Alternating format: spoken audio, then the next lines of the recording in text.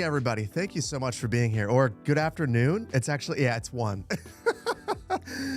I just woke up a little bit ago because I spent a lot of time putting together that video that came out today. And as a result, I was up way later than I should have been. So I planned on streaming today, and I wasn't sure if I was actually going to do it because of how late I was up. But I'm happy to be here. I'm glad that you guys are here with me.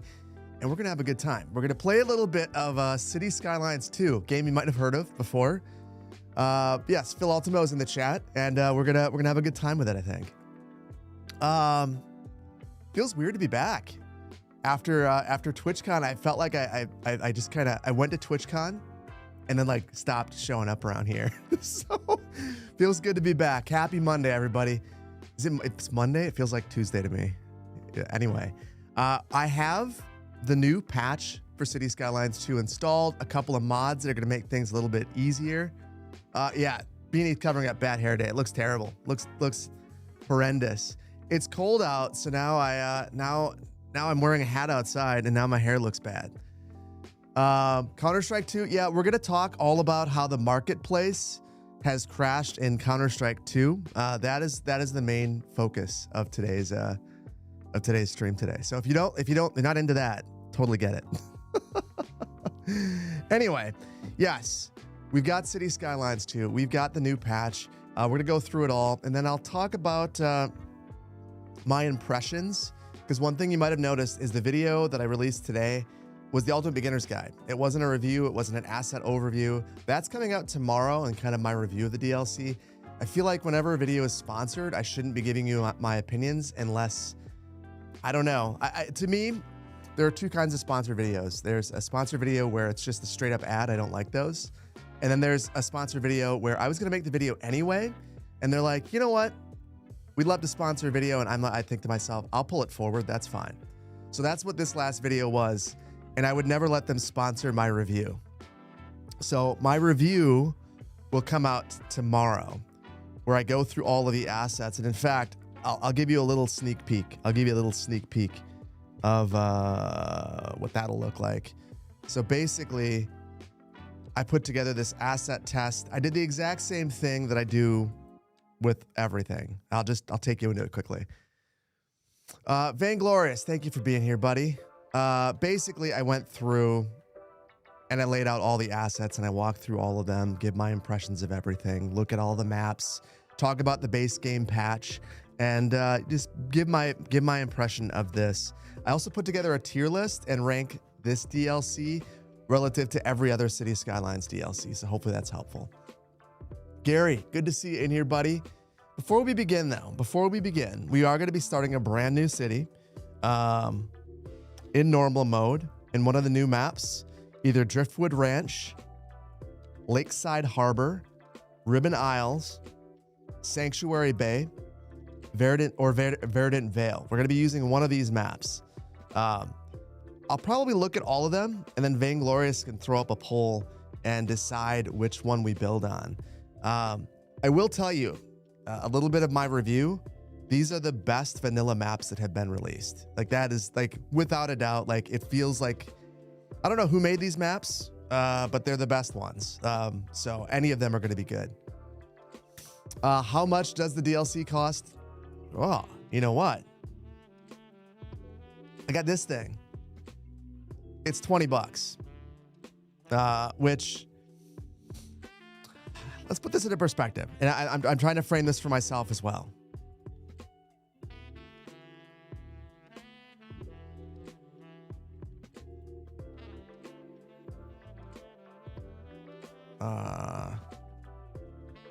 Give me 1 second, guys. After Dark came out 2015. September, and it was $14.99.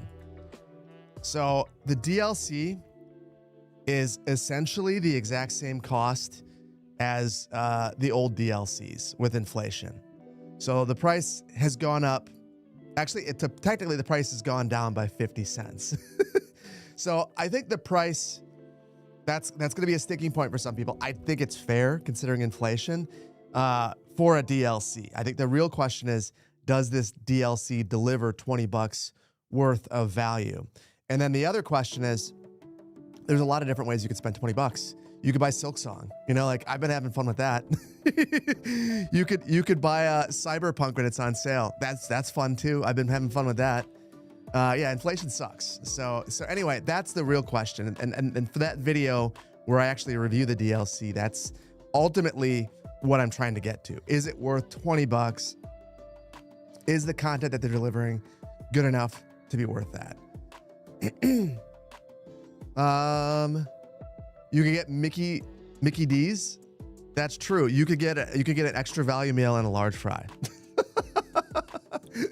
You could we went out to eat yesterday, and not a fancy place at all. It was a board game place that just happened to have some Asian food, and by the time tip and everything was all said and done, $100. So like, it's crazy. Everything is crazy. What webcam do I use? This is a Sony FX30 with a Sigma 1.4 lens. Fast food is stupid expensive. Everything's stupid expensive. So I guess the reason I point that out is I think the price it should be fair. So McDonald's value meal for 20. No, but you couldn't go and get 2 people's worth of food. You get 2 people's worth of food for 20 bucks, but that's probably the best you're going to do. It's ridiculously expensive. Anyway, guys, welcome back. Couple quick thank yous, and then we'll get started. Canuck Aaron, thank you so much for the 2 months, tier 1. Professor Lithos, almost 2 years, 23 months. Thank you. Peppy, thank you so much for the prime. ML Gecko, thank you for the prime. Mosh, thank you for the tier 1. Ortilia, thank you for the prime. Dava, dude, thank you. I hold on. I need to. Can we give Dava a shout out? Thank you for the 3 months, dude. Totally unnecessary, but I totally appreciate you. Dava's awesome. If you guys don't know him, awesome content creator, awesome dude. Just an all around positive member of the community. QZ, thank you so much for 21 months, dude. Always appreciate your support. The video is great. I appreciate that. It's a lot of work, but it's good. And no F there. Bill Thursday, thank you so much for 16 months. One more impression, more impressions like Penultimo. We gotta get back to. I got one more episode of Tropico in me, probably later on this week or next week. MPB MKE, thank you so much for the year of Prime. Appreciate you. Johnny, thank you for the 2 months of Prime. Animation Sky, thank you for the 6 months of Tier 1. Actually stoked for this one. Makes you excited to play CS2 again for the first time in a while. Yes. And I'm going to explain why once we get building. Discarina, thank you for 11 months of Tier 1. Excited for bridges and ports. Dragon, thank you so much for 15 months. Nilwo, thank you so much for the 7 months of Prime. Just got back from uni. CPP stream is a great way to finish the day. There's gonna be a lot of them this week. I feel like streaming, guys. Dylan, thank you so much for the Prime. LJ Stella, thank you so much for the 22 months. Camphor, the 10 gifted subs. You're ridiculous. Thank you so much for all the support. Thank you. Seriously, super generous of you. Boss Pat, thank you for the 8 months of Prime. Gary, five gifties. I appreciate you. Thank you for all the support. All the support. All like you and Camphor are always out there. You QZ. There's a group of you guys. I appreciate you guys. Mateus, thank you so much for the Prime. Govels, thank you so much for the Prime. Lenny, thank you for the gifted sub. You're another one. Thank you. Rookie, again, you too. Thank you for the biddies. All right, guys. What happens Thursday? We get a birthday celebration on Thursday, and I'll be dressed up as King DDD, sweating my you know what off. So anyway, yes. What do I think about City State Metropolis? Will it succeed? I don't know. Well, I will play it the moment it's out. For sure. I think that I hope that the developer takes on some help. Anyway, we'll talk about that when the time comes. For now, let's look at all the maps and I'll let you guys decide. So this first map, Driftwood Reach, is in the southern hemisphere. It's European, but that doesn't really much matter. We can decide what we want it to be.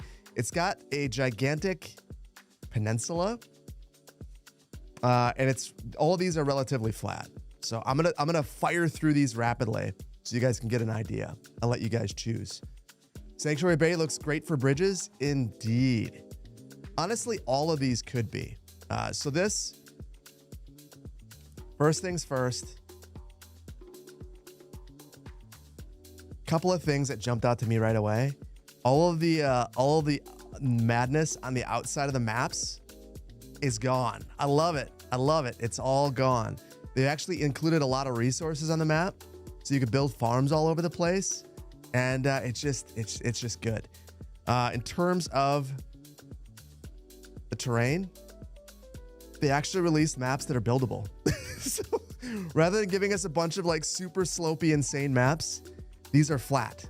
So they're all more or less like this. Minimal infrastructure coming in, power connection, relatively flat, lots of resources. It's good. They're really good. You love the mountains? You love the mountain maps? Well, listen, Steel Airship. There's a place for a good mountain map.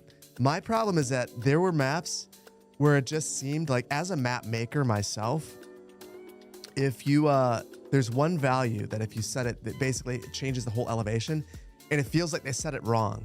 Because I took which one was it? We're gonna pick a new map anyway right now. Mountain Village. I took Mountain Village and I made the elevation about half of what it was, and it looked way more reasonable, like way more easy to build on. Maybe it was prettier with all of the crazy stuff, but definitely easier to build on. Okay, guys, so this one was Driftwood Reach. Next, we have Lakeside Harbor. This one is North American, colder, northern hemisphere, no palm trees here, but interesting terrain. This is actually the one that I used for the video that comes out tomorrow. Mega Doppeldog, good evening. Welcome on in. Hey from South Africa. Well, boy, hopefully you're having a good time. Welcome on in. So here is this map. This one's honestly pretty darn cool. You end up with this big island right here. Resources, again, abundant all over the place. Seems like this one honestly is kind of like a custom map in terms of the resource layout. They threw it all in the mountains, all the ore. That creates some challenges, but you know, we can overcome those. Lots of farmland everywhere, lots of water, or lots of oil out in the sea. And then in terms of the terrain, again, big flat areas. This one would be really interesting because I think that it kind of forces you to build density, but good map. So this one again, guys, was Lakeside Harbor. 3 more. Ribbon Isles next. This one is European. Feels very Nordic to me. 21 to 50 to 60, 65 Fahrenheit. Southern hemisphere though. Let's check it out. Oh, Crazy Mage, dude. Crazy Mage. Thank you for the 5 gifted subs. Wisco Steve. Steve, good to see you, buddy. Made you a Twitch person. You guys made me a Twitch person. Appreciate you guys. Thank you for the tier 1. Ratska, thank you for the prime. Sinister, thank you for the prime. Timer Null, thank you for the prime. Kibeber. Screw that up. Thank you for the prime. Vane, thank you so much for the prime. And Dravers, thank you for the biddies. So for this one, very flat, large islands, infrastructure on the outside, bridge coming in, relatively flat. Again, lots of resources. So you're kind of getting a flavor. I reasonably, I didn't want to build any cities on the vanilla maps before. Like, I think all of the vanilla maps that came with the game are just like bluntly terrible. These are very good. These are very good. Quality maps. Have the devs given any update? Hold on. Jack, thank you for the gifted subs. Appreciate you. 10. That's super generous of you. Super generous of you. Ever thought of a limited space challenge like building on an island similar to Venice? I have. And guys, thank you for the hype train. You guys are insane. That is crazy. I don't know that we've ever had a level 9 hype train before. Like seriously, that's legitimately crazy. Thank you guys. So let's see resources on this one. This looks like a custom map, like just like 1,000%.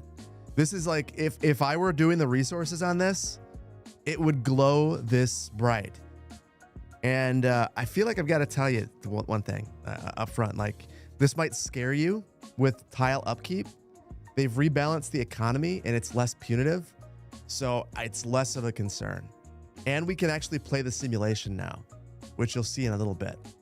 So anyway, lots of resources, flat buildable areas, interesting mountains in the background.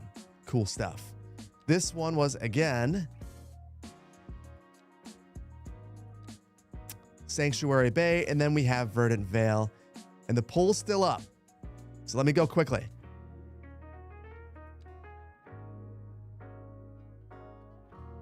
How much time do we have left in the poll? Hopefully some. Hopefully some. Or none. My bad. I'm slow. So this is the other one. This is probably the most building friendly map if you just wanted to make a gigantic sprawling city. Abundant resources, flat terrain. That's it. Verdant Vale. So, which map? No Ribbon Lakes. Vainglorious, was this poll a fair poll? Or was I too slow?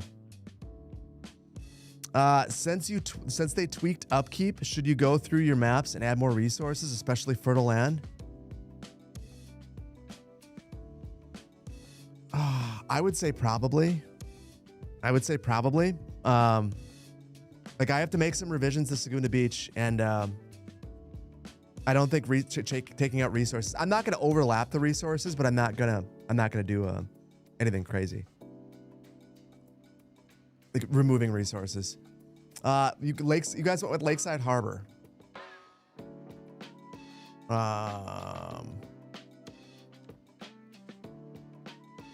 Which I'm excited about. Before we do that though, I want to show you guys something. Feel like you guys are going to be slightly interested in this. Oh, not that. Can't show you that yet. I've been messing around. I don't have Plop the Growables, so we're going to see lots of crazy stuff. I want to answer one question though. And this is coming up for me because we got Poplar Ponderosa in here. And thank you for the gifted sub, dude. Lenny, thank you for the 10 gifted subs. Cornbread Leon, thank you for the 2 gifted subs. Level 10, guys. You guys are insane. Cornbread, thank you for the 7 gifted subs in total. Blurry Gill, thank you for the biddies. You guys are crazy. You guys are all insane.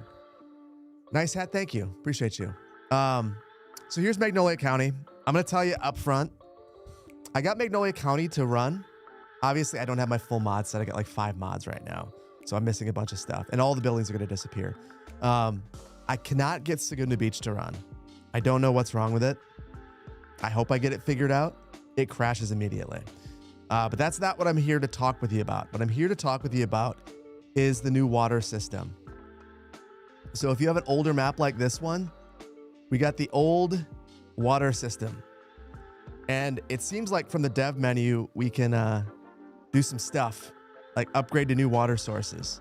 And you might be tempted to do that because you're like, oh my goodness, all the benefits I'm going to get of this new water system. You might get some, but what you're really going to get is crazy amounts of unpredictability. So I ended up in Magnolia County completely flooding things out. So just so you guys know, that's the question I've seen a lot. I keep seeing it in chat. Lots of questions about what's happening with the water system. This is what's happening. So in this map, Won't even let me. It won't even let me crank the water sim speed. It just floods out Magnolia County. The entire city just kind of goes to hell. If I go over to, you guys have already had an opportunity to see this, so I'm not gonna hide this from you.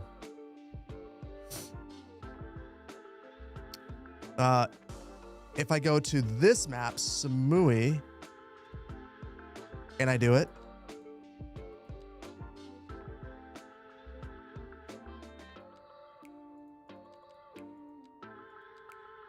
watch the river.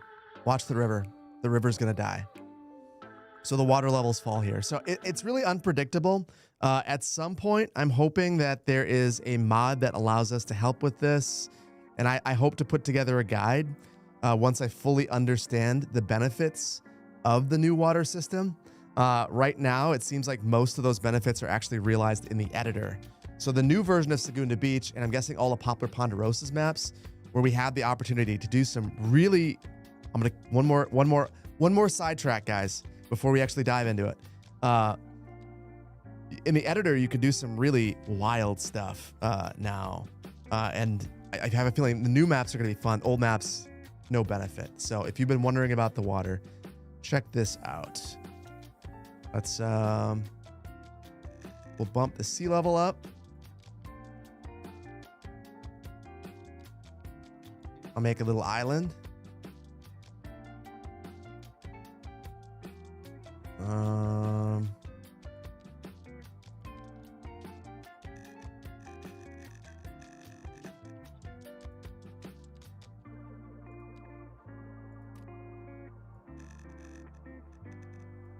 Okay.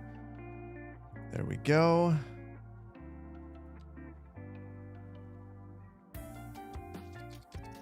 There's the island. So I've built a little map. Super cute, super cool. What you can do now that you couldn't do before is there are all of these different water settings which change the aesthetics of the water. So we can change the color of the water, the foam, the sea flow. So before, the sea flow was just kind of doing what it was doing. I don't know how to work this part yet, but what I do know how to do is this. You can adjust the foam and change the way that your water looks so it has more sea foam. You can change where it fades. You can adjust the amount of ripple in the water to make it feel a little bit different. You can adjust the waves to make the water feel totally different or totally calm. You can adjust it for lakes. So if you have lakes, you can have that be different. And then probably the most impactful thing, if you're in a place that's kind of like, brackishy or something, maybe you want to have, your water be a slightly browner color when it refracts. Or maybe you want to recreate Mars, and Mars has water now, and you want to have red water. All up to you. So to me, I've heard a lot of questions about the water system. I think that this is probably where it's the most useful. I have not used it to make a dam or anything, but being able to do this sort of thing, I think is pretty darn cool. So anyway, I wanted to head that off right away. All the new maps and all the vanilla maps that come with the game now have this new water system, but if you're playing on an old map, you don't have access to it. I don't really know exactly what it does. It doesn't really make it very clear in the patch notes, sort of that it's been improved. This is, yeah. So this is kind of, yeah. Oh, first Necron, good to see you, buddy. So yeah, the water source names button you see. Wait, I don't know what that does. I have no idea what that does. We'll have to play with that at some point. I'm going to touch base with other map makers and hopefully learn from them. But just wanted to showcase that because I feel like people care a lot about that. Guys, the level 10 hype train was insane. Appreciate you guys. Robert the Brews, thank you for the 13 months. Lenny, thank you for the gifted sub. Jenny, thank you for the tier 1. Joe, thank you for the prime. Pakana, thank you for 10 months, dude. Super appreciate it. Always unnecessary. I appreciate the support, especially from the other content creators. Appreciate you guys. Endless Dragons, thank you for the prime. And Poplar, thank you for the gifted sub. You guys are nuts. Let's begin. How big was the update? Well, let's load into our new map, and then I'll go through the patch notes so you guys know what to look for. Because I do think there's value in that. We're going to play on normal mode because I want to feel the new economy. We're playing on Lakeside Harbor, which is what you guys have decided upon. Let's randomize it. What are these names? We're going with Auburn Hills. Good enough for me. This patch comes out with a DLC? Yeah. Now, one thing I don't know how much has been shared about this. There's a big update to Skive coming too. There's a lot that's going to be going on at once. But patch notes. Patch notes.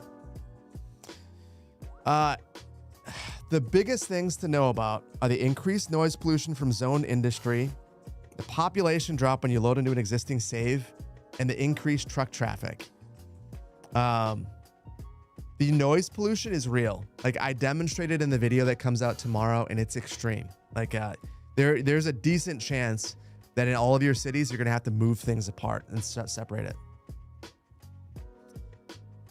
it. It's confidential, but I passed the embargo.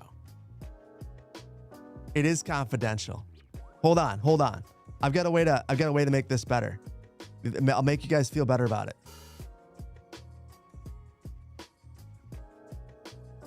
This document contains information.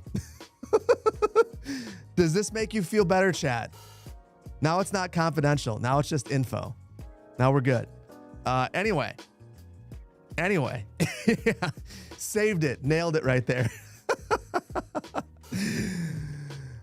Anyway, these are the big things to be aware of. I think in almost everyone's city, you're going to have to move your industrial further from your residence. The population drop is huge. In the Ultimate Beginner's Guide, I lost 5,000 residents out of 24,000. Like, it was insane. I think it's that stuck citizen entity thing where, like, I think it just, like, Thanos snaps them all out of existence. And then the truck traffic is legitimately insane at this point. But I've noticed more than just truck traffic. I've also noticed a lot of pedestrian traffic, and I'm keen to know if that is because of this patch or the way I design my cities. I'm not 100% sure. But the reason why there's more truck traffic is when your buildings level up. So, well, you know what? The easiest way to demonstrate this, I'm just going to build something. Let's build along the coast. We'll get ready to, I want to know when we can actually build that harbor. Grand Village. So we're going to work our way towards Grand Village so we can build a big harbor. And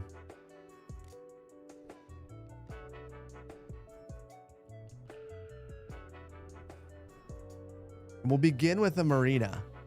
With a little marina and some nice things happening here along the coast. And maybe a power plant.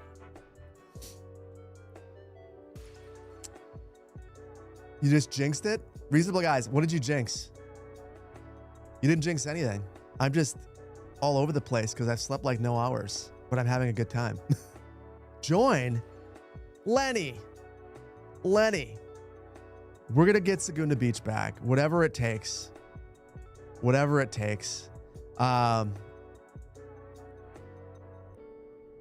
I'm nervous about what it might take. There is the potential that I have a bad time bringing it back. But if Magnolia County can make a comeback, I don't know why Saguna Beach couldn't. Okay. So we've respected the topography by making our own. And now let's build a small little community down here.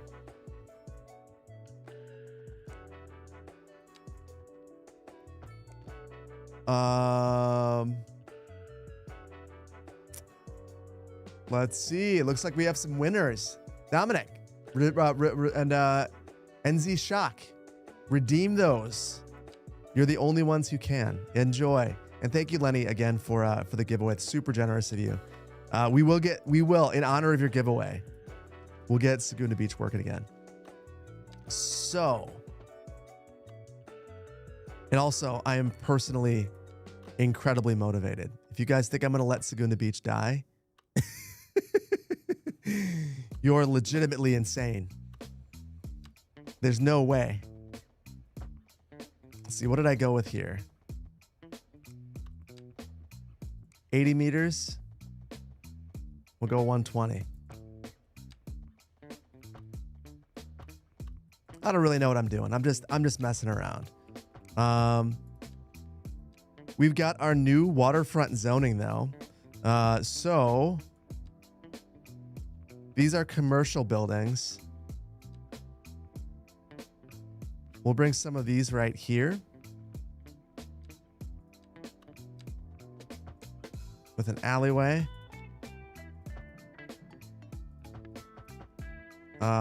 For power,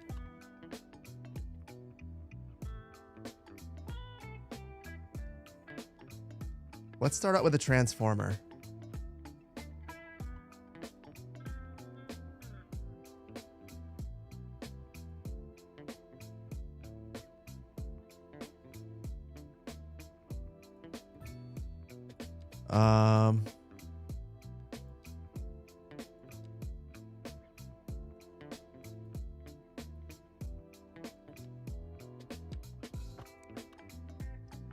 Do you guys notice the road wear?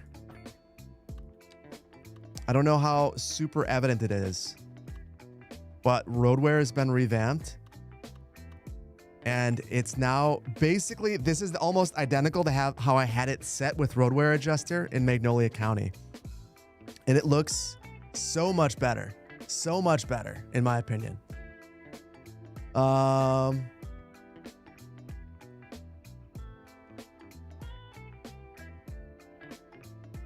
I see some sadness about returning to CS2.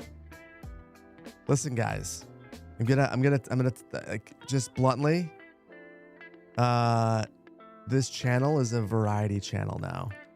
It's not just a dedicated City Skylines channel. I'm not doing that again. We're done with that. So if you like the variety, you're in luck. It's not going anywhere.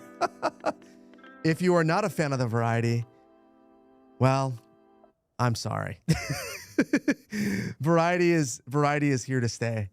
The channel it used to be called City Planner Plays City Builders, and now it's gonna be that.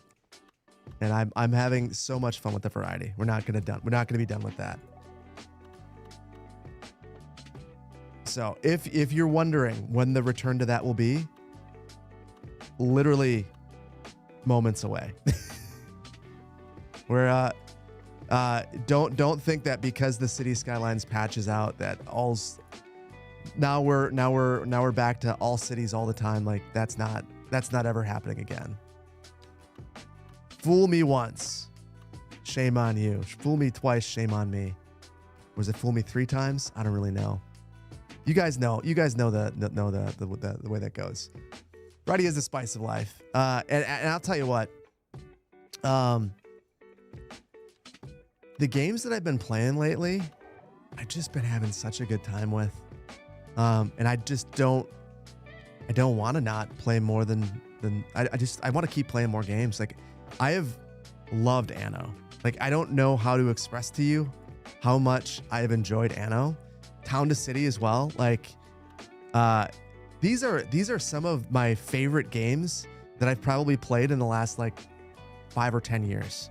Like they're just like quality games that I've just very much enjoyed. So I need that in my life. Like I need games that work well and like are just doing some interesting things.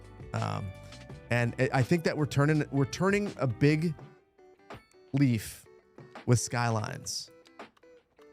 But also I've thought that before, and then as I've played longer, I've encountered issues.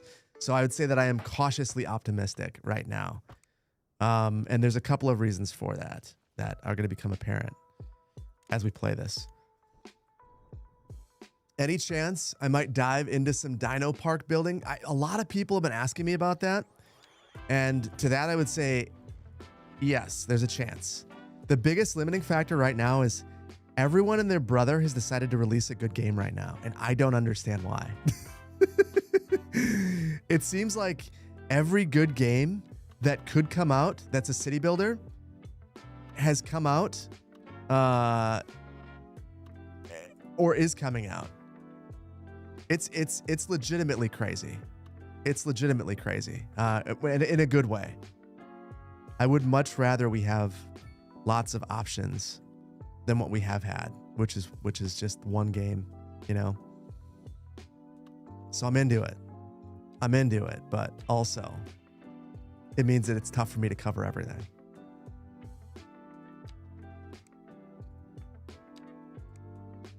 We don't actually need a road to this, but I kind of want it. Yeah, you've been loving Tropico. Tropico's one that I want to get to next. The last Tropico video took me a long time only because I didn't know how to play the game. And that was one of the things that I've been enjoying the most is, you know, like for Anno. So at TwitchCon, I got invited to go to this Ubisoft thing. And, you know, I will be upfront and say, you know, always a little skeptical. Like, what do you guys want from me? But I get there and like, there's some devs there. They know who I am. They've watched the videos. They wanted to help. They like knew the things that I was not good at. And they were like, let's talk. And it was the coolest experience. Like hanging out with them. I went with my editor. So they let my editor in too. My editor played some Anno. He was actually next to me as I was streaming, which I didn't even realize. And just had a good time. And that experience plus all the comments have made me like learn the game more and like it more. So it's been good. Not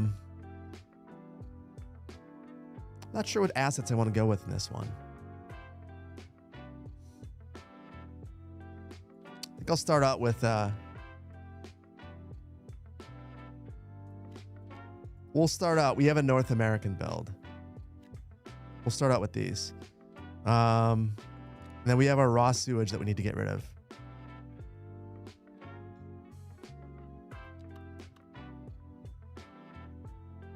Let's take a look at our directionality. This looks like the best spot to just dump our sewage.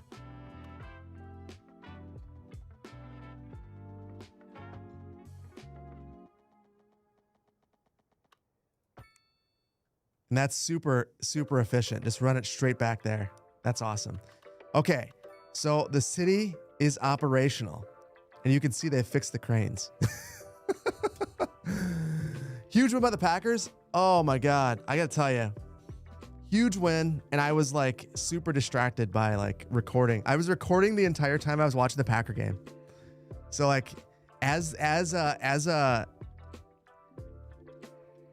there'd be a TV timeout, I'd record another section of the video.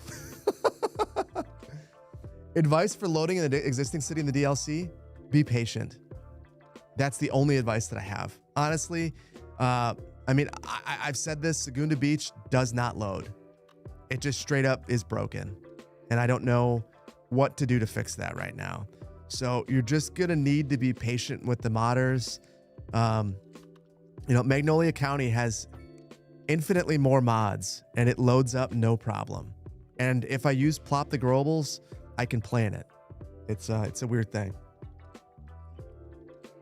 The Steelers fan, this Steelers fan was at the game. It wasn't pretty. I'm sorry.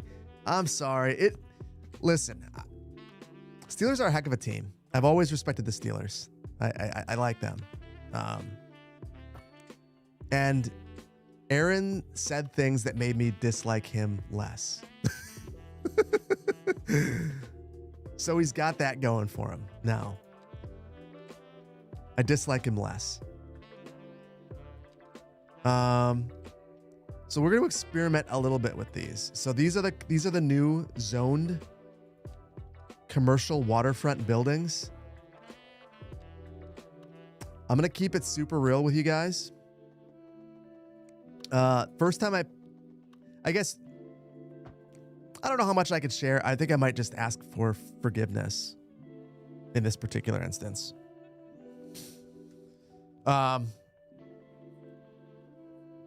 Getting back to this. first time I played Bridges and Ports was kind of like the first time I played City Skylines 2. I was super disappointed. Incredibly disappointed. In fact, I think the feedback that I gave was just I think I just gave an emoji. I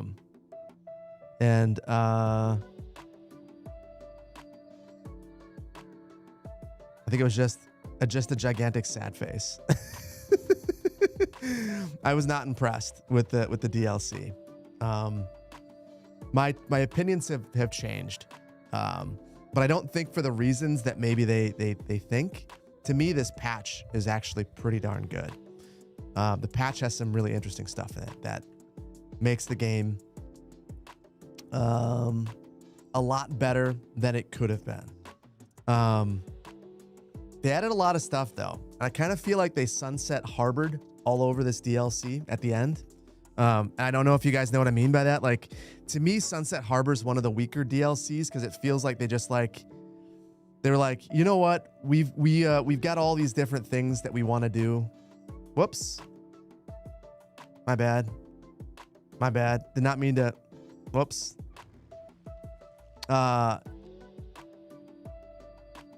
These are facing the wrong way. I'm sorry, guys. I know we don't have a city, and I'm like focusing on street direction. Anyway, Sunset Harbor to me felt like a bit of a mess of a DLC. Very forgettable. As I was ranking the DLCs, it's kind of like, what is Sunset Harbor? Besides a mess. And this one, they kind of, I feel like they added a bunch of stuff that's not related to the purpose of the DLC, and you're gonna feel a bit of that. But I guess I'm not mad about it. It's fine. Production tab is updated. Yeah, production tab is updated. Let's actually, I'll show you that. So let's add a specialized industry. We'll go with grain farming first. So when you place this now, let's add a road.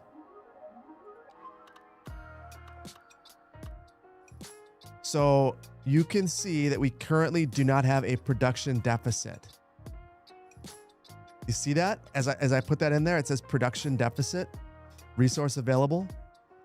That's new. Extended tooltips kind of worked into the game. And then it's giving us more information about the underlying simulation. And then as I build this out, you can see that the harvestable resource is changing. The amount that's available is changing. I don't know how to express how big this is. This is, if you're a fan of the simulation, it just gave me all the information that I needed to know to play the game as a simulator. So right now, this is 151 tons of grain potential at this farm. So this is going to be really helpful when we have, and I can't go in there yet. Hold on, guys. I'm sorry. I've been building slow.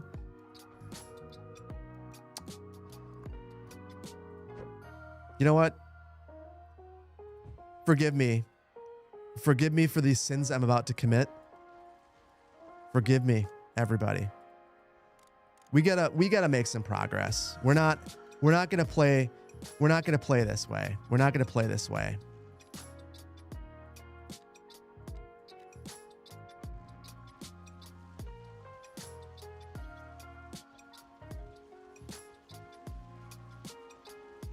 Okay, let's just go ham, guys. I'm going to do something I don't normally do.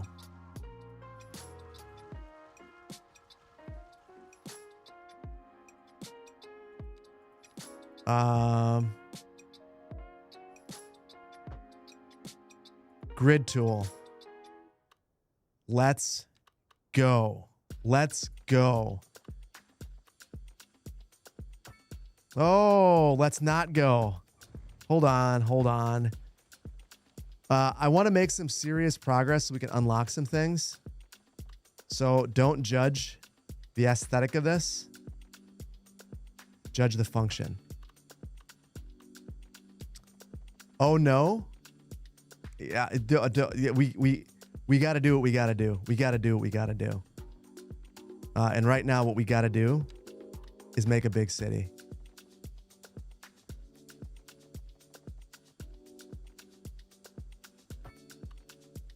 And we're still doing that. That's unfortunate. Also not covered in the patch notes, so not surprising.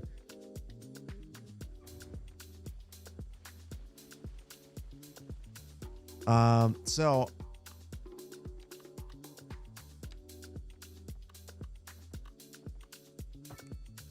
I'm just going to try to keep the grid as clean as I can. And we'll just make a couple of them.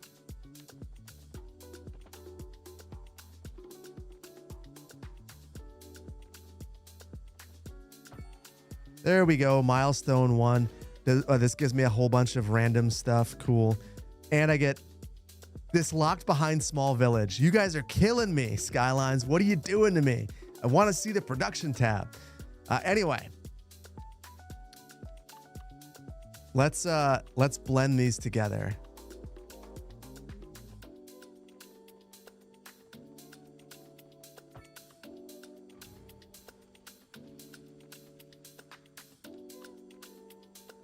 You know what?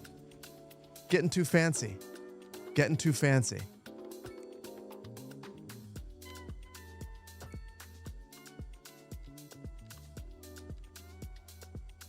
We're just going to go ham. Let's see. How do I make the zoning tiles clear? Zoning tile adjuster. Zoning tile adjuster. I don't know why. To me, it's an accessibility thing. I don't know why it's not a vanilla option. It should be, but it's not. So that, and I have toggle overlays. That's why it's not flashing colors at you randomly. Both of them, in my estimation, should be in the vanilla game.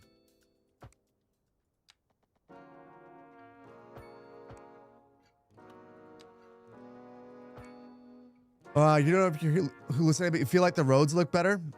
Yeah, no, they do look better. The roads look way better, and it's because they changed the way.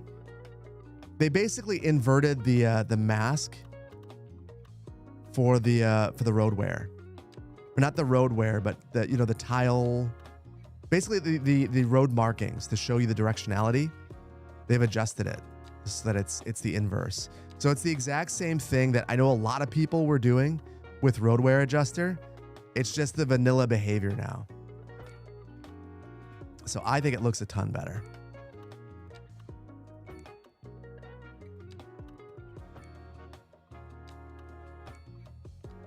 Okay. I am going to get this thing going quickly. I'm trying not to let my crazy take over.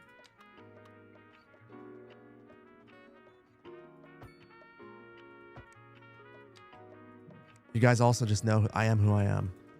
And my crazy does take over.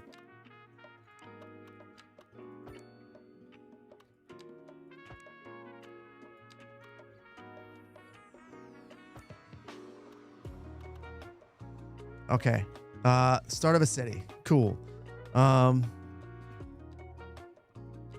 Waterfront. Let's just show some examples. So this is the North American waterfront.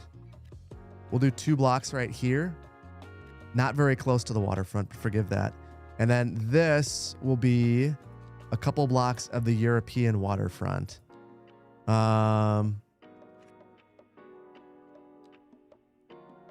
Then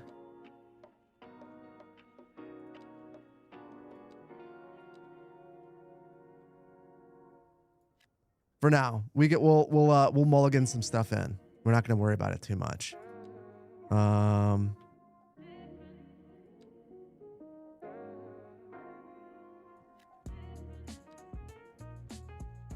That's just rapid city development. So, okay.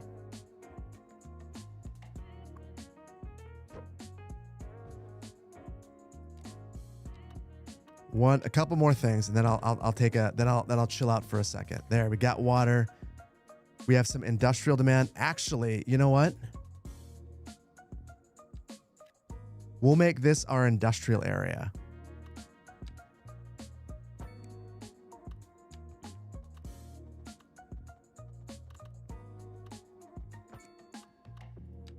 And then you guys can get a feel for what this actually is like now as well.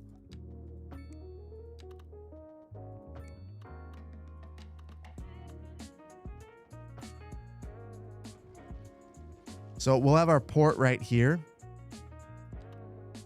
Maybe the entryway will be right here. We'll do something relatively small and build out into here. Broken zoning grid. There we go.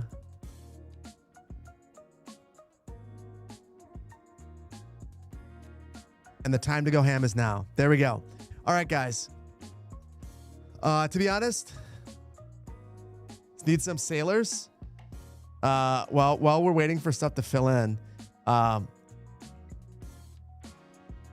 couple of interesting things.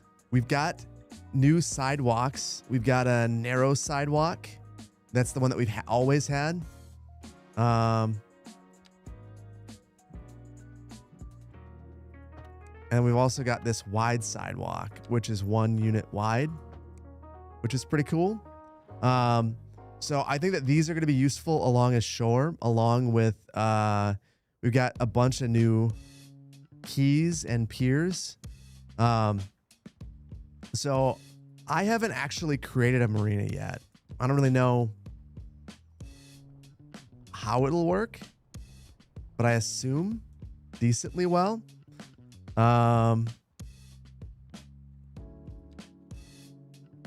There are new quays.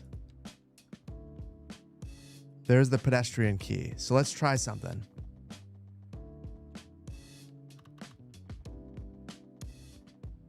Wide pedestrian quay.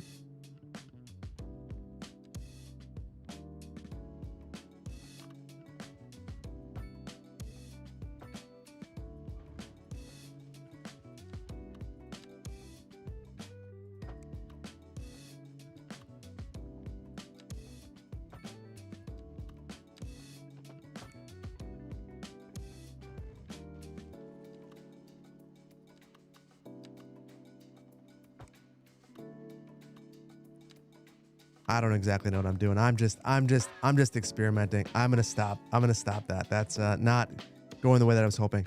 I'm gonna still try to build a little marina though. Hold on. So what I'm gonna do,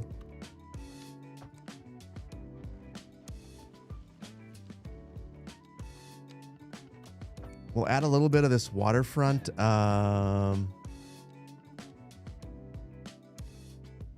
Little spot of waterfront commercial. I don't think we have an asset that's that size.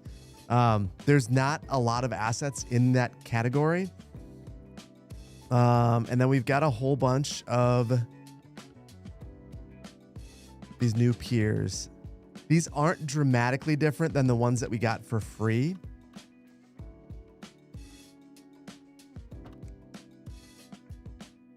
But you're going to be able to do stuff like this. And then this is a real weird thing. So a lot of people were wondering about the boats. For whatever reason, they're found underneath nature. And you get 2, and they're just props. So if you were hoping that the sailboat is actually going to move, I'm going to let you down right now, gently, and say, nah, it does not move. It just exists. But it is a nice prop. So I guess you could build a small marina with these assets.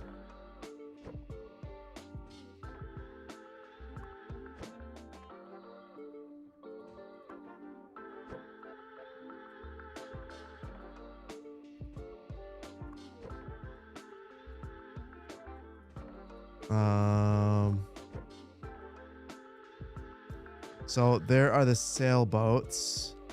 Let's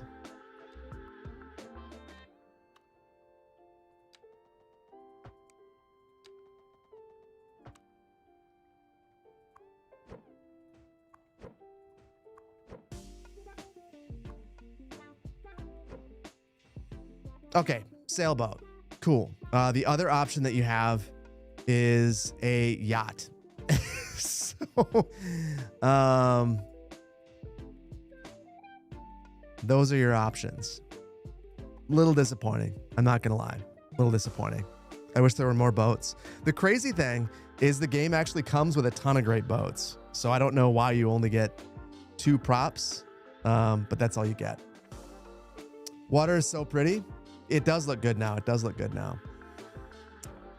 This is why you can't have nice things. Make the harbor deeper.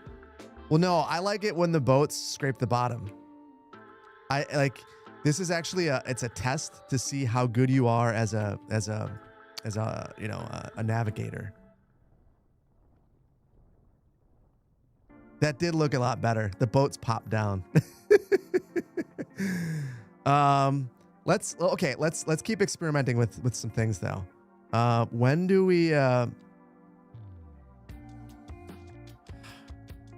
we get some industries? Guys, I'm going to tell you something. This is the worst industry in the game. Maybe second worst, maybe third worst. The inland fishing industry is terrible. One of the reasons I hated this DLC the first time I played it was the inland fishing farm. The inland fishing farm. It is brutal. It is brutal. It is gross. Like the way that the implementation is terrible. I don't know what they were thinking. And it doubles down on the worst mechanics of the other specialized industries. And so I'm just going to be totally upfront with you. I hate this.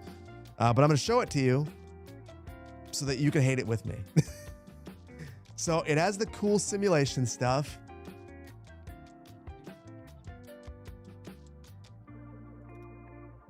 So we get all these new cool simulation features. And then it opens up this big field looking thing. And then it feels like there's all this promise because you click on it and it has these upgrades. You can add your own cold storage wherever you want to. How cool is that? We could plop this cold storage. I don't think I'm supposed to be able to plop it there. That's anarchy. But reasonably, let's de-anarchy this. Hold on. I'm cheating right now.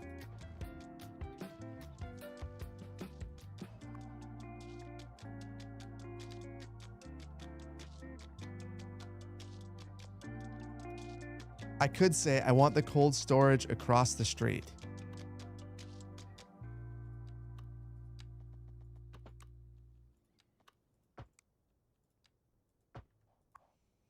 And we've got different options. So we got a small one and a large. And I think the whole reason that this even matters is because now you should be able to see what your production is. So our max production here.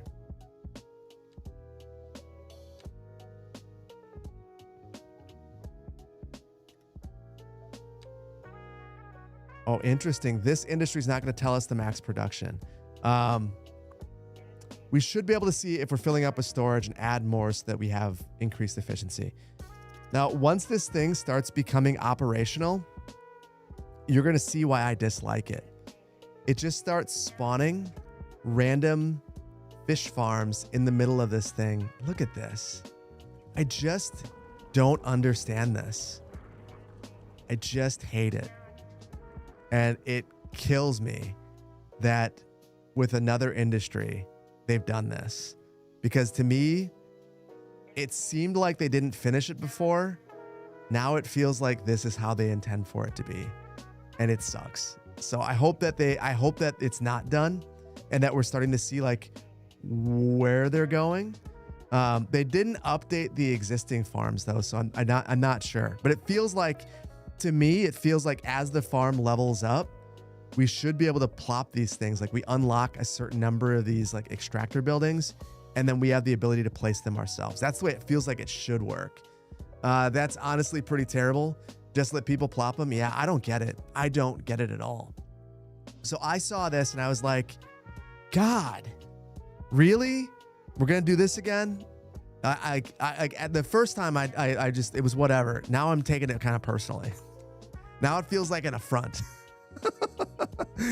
No, but seriously, I don't like it. But thankfully, they've redeemed it. with the offshore oil and the offshore fishing industries, both of which are very good. And kind of show you the direction that these could go if it has a bit more time to cook. And I feel like they've got to be heading in that direction. So once I unlock those, I'll show those to you. Autosave. Hold on. Autosave's on. We're good. Clovis Grunty, thank you for the gifted sub. Crosszilla, thank you for the tier 1 for 19 months. Lake Superior Girl, thank you for the prime. Clovis, 9 months too. Thank you. Be in. Thank you so much for the prime. Just jumping in here. Sorry if it's a repeat question. How's the water simulation? If you look at the VOD, I jump in and I show you where the simulation I think is the most impactful. It's going to be on a new map that's been made with the simulation in mind.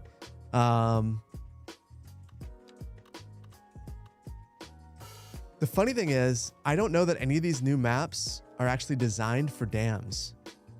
And that would be my biggest curiosity. Like, I guess maybe we have to, before we end the stream, we'll go into Mountain Village and we'll try to make a dam with unlimited money and unlock everything. We'll give that a shot. So yeah, that'll be something to do. Where's the dam map? Yeah, where's the dam map? Mountain Village, the map that has the biggest dam potential. Interesting thing about these assets. So a lot of these assets that come with this, the growables, they have some sort of a rear need.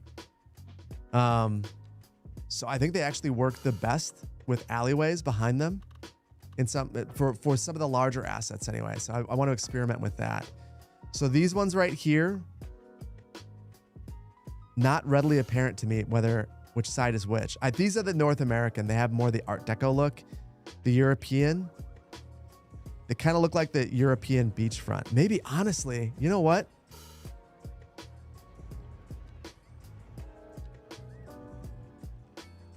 That's what we should be using. We now have waterfront commercial. I didn't even put 2 and 2 together.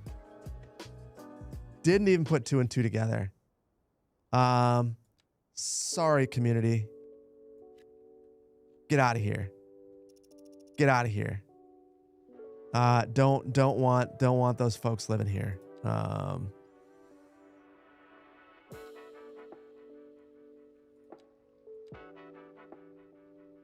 Forgive me, chat. I feel like I've just been like savagely demolishing this city repeatedly. I'm gonna blame that on the fatigue. American city planning at its finest. Listen, I said this in my very first video. One of the great things about playing a game like this is that there are things you could never do in the real world that I can do in this game. No problem. No one's going to tell me that in the real world, if I said, I don't like the architectural style of your house, I think we're going to have to take this back a notch. By the way, that means that we're going to just level your neighborhood. I feel like there might be some people that have a problem with that. That might be seen as a negative thing. But in the game, I'm a hero if I do that. Yeah, Bluffside Crossing.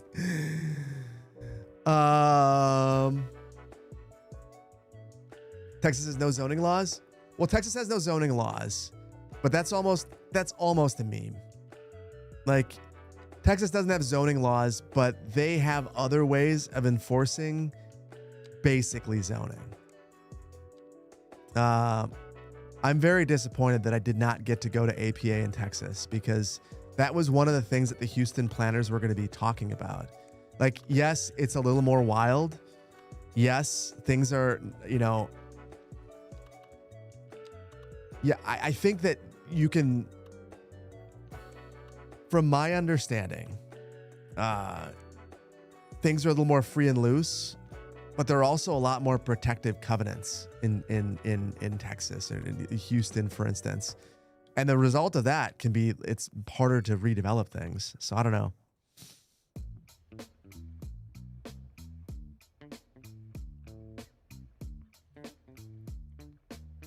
Texas does what Texas do. Indeed.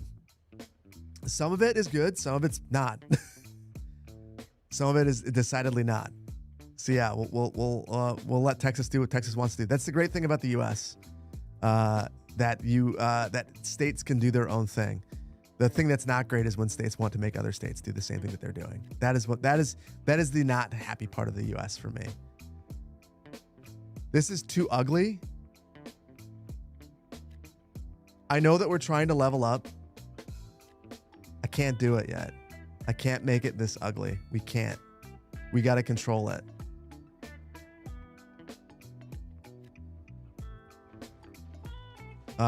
So I'm hoping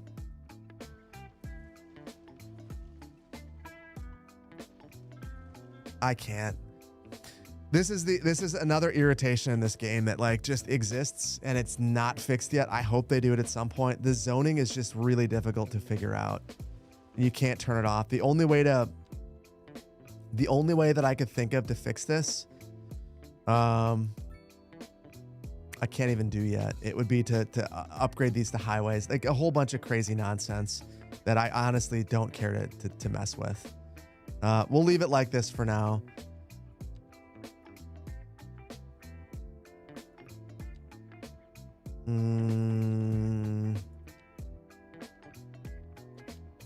I'm going to unlock roundabouts.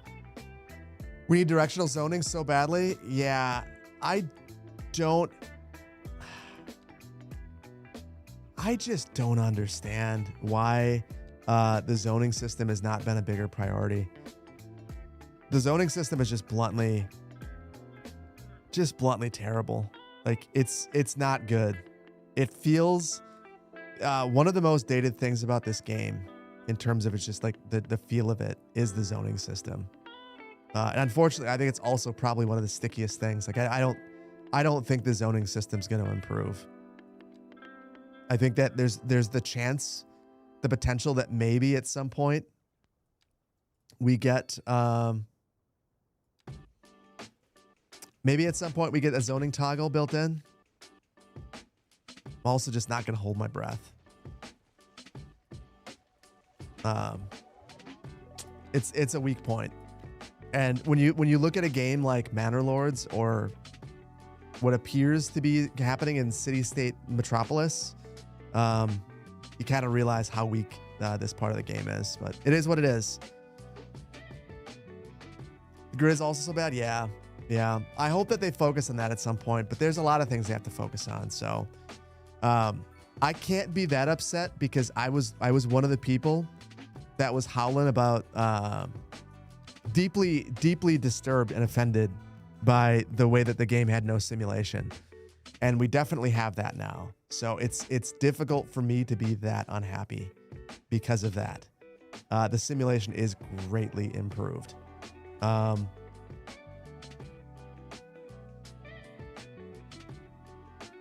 on.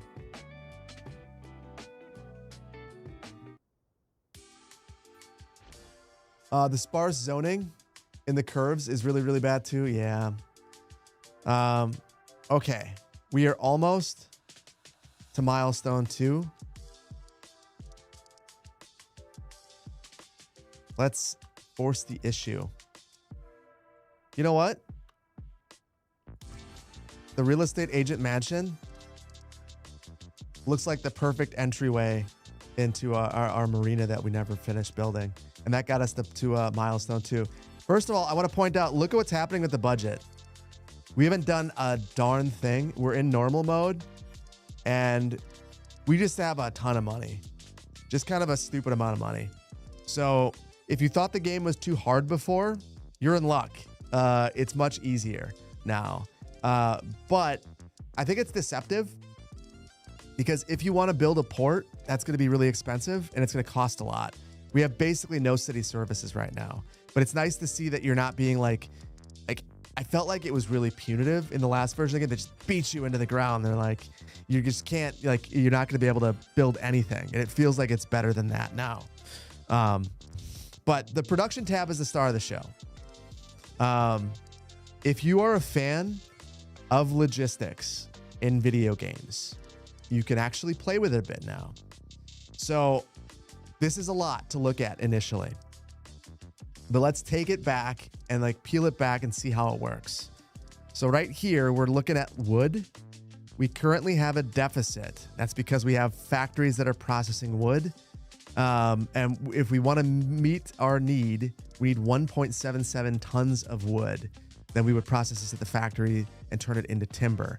Now we actually need the timber because the timber gets delivered to the homes now when they level up. So when this home levels up to level 2, it actually needs a timber supply. So they're going to grab some timber, drop it off at the house, and then the building will level up. So cool. Like that to me is a totally different way of thinking about the way this game works.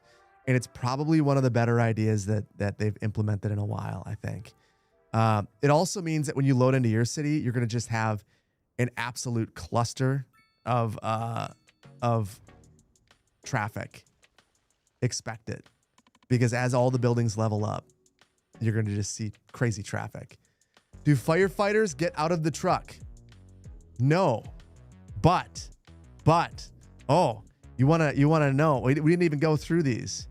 They fixed the 5 out of 5 office fix. They fixed the calculation for the commercial buildings. And you want animations, my friend. We've got animation to radio telescope and satellite uplink. I was waiting for that one. And the animation for the oil drilling rig and oil pump. Listen. Beggars can't be choosers. We have 2 animations now. Finally, game is saved. Can I read the patch notes for you? I will, kind of. In the video, listen, I think it is painfully boring. Listen, okay, chat. I'm going to just assume this. I'm going to assume that you guys can all read. So I'm not going to grab this and zoom in right here and put my face in the corner and talk with you about the patch. You can read. You don't need me to read this to you. This isn't interesting. So all I am doing in my video is I took the things that were the most meaningful to me and highlighted them. Like this to me is really impactful. This one is really impactful. And then I talk about how it's changed the game for me and how it feels. Because I feel like that is more interesting. This is impactful. They changed where people want to live. Now rich people want single family homes, lower density homes, and poor people. This is really poor phrasing. The poor prefer high density. I don't know that the poors prefer high density. That is a very, very strange way of putting it. But it is reasonable that if you have less money, you would have a smaller place. Unless, of course, it's a big city. So yes. Yes. The poors prefer high density. So here we go. Yes, the working class prefer affordable housing. And I feel like they've made the game more playable in that regard, but they haven't exactly given you the tools you need to be able to adjust things entirely just yet. So like, we now know we need 1.5 tons of lumber. And now that I know that, well, we've got tons of money.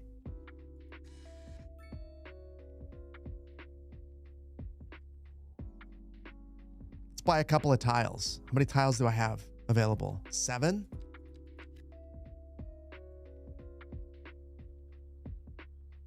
This seems like a bad idea, but you know what?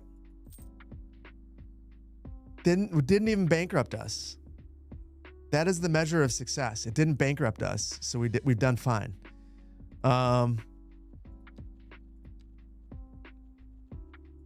Also, I really want highways. We don't have enough points for it yet. That's the next thing.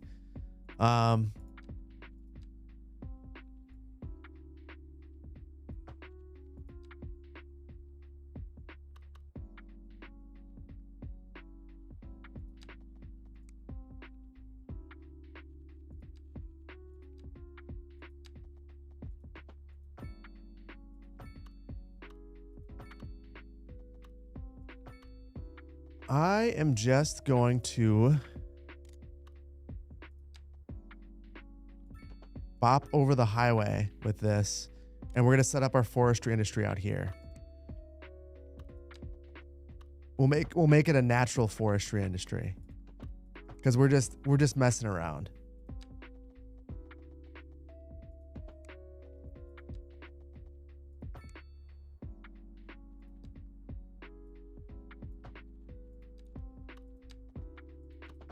Up.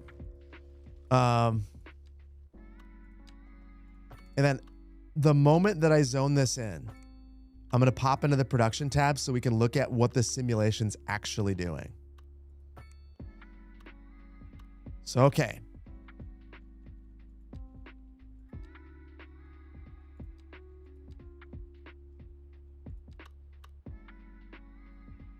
It's actually not all that many trees right here, which is kind of unfortunate. I thought we had more.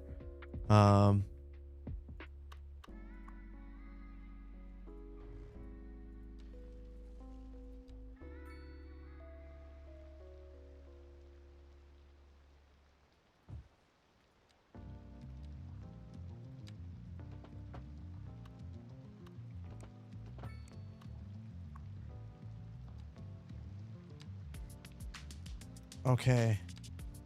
So this is already 58 tons potential. I'm going to pause it while I drag this out a little bit. This should be absolutely crazy, way more than we need.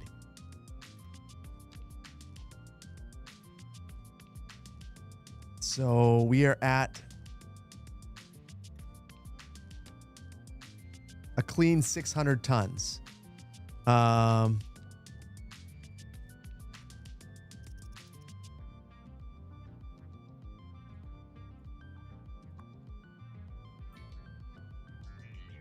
It's losing money. This is a new thing too. You can see how it's doing.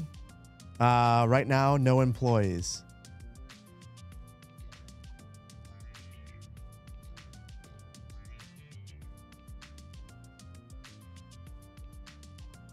Okay, 0 employees, but we got a company. Poor efficiency because not enough employees.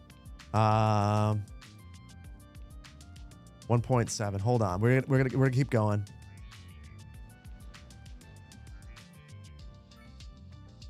Let's add. We got to add more people.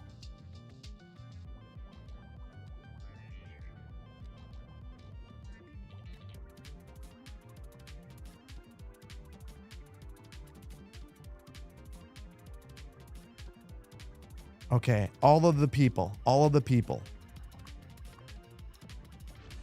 Got 3. Okay, got 3 employees now. Employee happiness is sapping our efficiency, losing money, and we're producing 13.47 tons per month. This hasn't hit us here yet. I'm going to be curious about when it actually does. Let's just chill here for a second and see. This could change my perspective because it felt to me like it was working. I want to see when it actually works. Oh, this is going to bung existing large cities when the economy finishes going through the revolution. Yeah, it's going to be completely messy. Yeah, if you have an existing city, you're going to have to do a lot of work to make it work. The amount of traffic alone, like, I don't know if you like watch the Alto Beginner's Guide video. and look at the amount of traffic. Like the next video is straight up the ultimate beginner's guide to fixing traffic because it's so messy and crazy. Yeah. 83 kilos that gathered some twigs. Look at this. Look at this. There's our extractor. We're exporting a bunch. We're processing that 1.6 or 1.68 tons from before and turning it into 1.38 tons of timber. So this means that this industry, and look at this, now we're making some money. The industry is still losing money. That's all because we don't have enough employees. But because we're processing local materials, in general, we're making money. This, for me, is what I thought that City Skylines 2 was going to be more like these complex supply chains, and you can manage these and do some stuff. The only thing that's missing for me at this point, so we have this, that's cool. This is still like just a mess of random things, and I have no way of controlling it. And what I really want to do now is I want to have different zoning categories. I feel like if we have all these different extractor categories, all of these categories should also be zoning categories. And I should be able to zone forestry manufacturing right here and have the ability to have that right here. I also, knowing what we can do now with the fish farm, with the cold storage, I want to be able to place a warehouse as an upgrade from the lumber mill. You know what I'm saying? You know what I mean? The forestry industry. I want to be able to place the warehouse. Does the update actually increase truck trips? Your city, even large ones? Yes. Yes. Hold on. Hold on.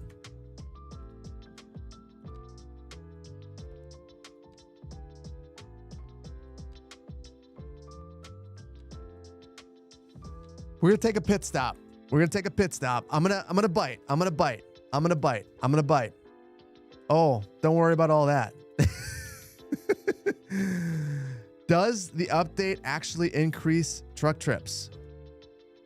Well, I'll turn this off and let you be the judge of this insane traffic now.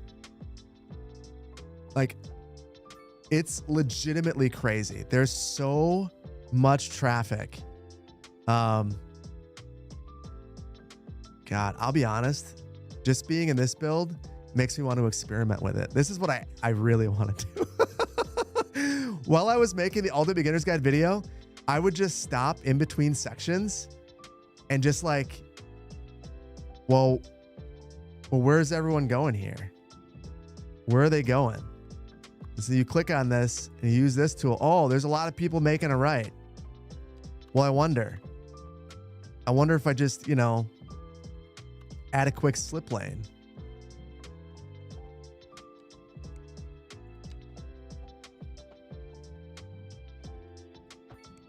I wonder if that fixes things.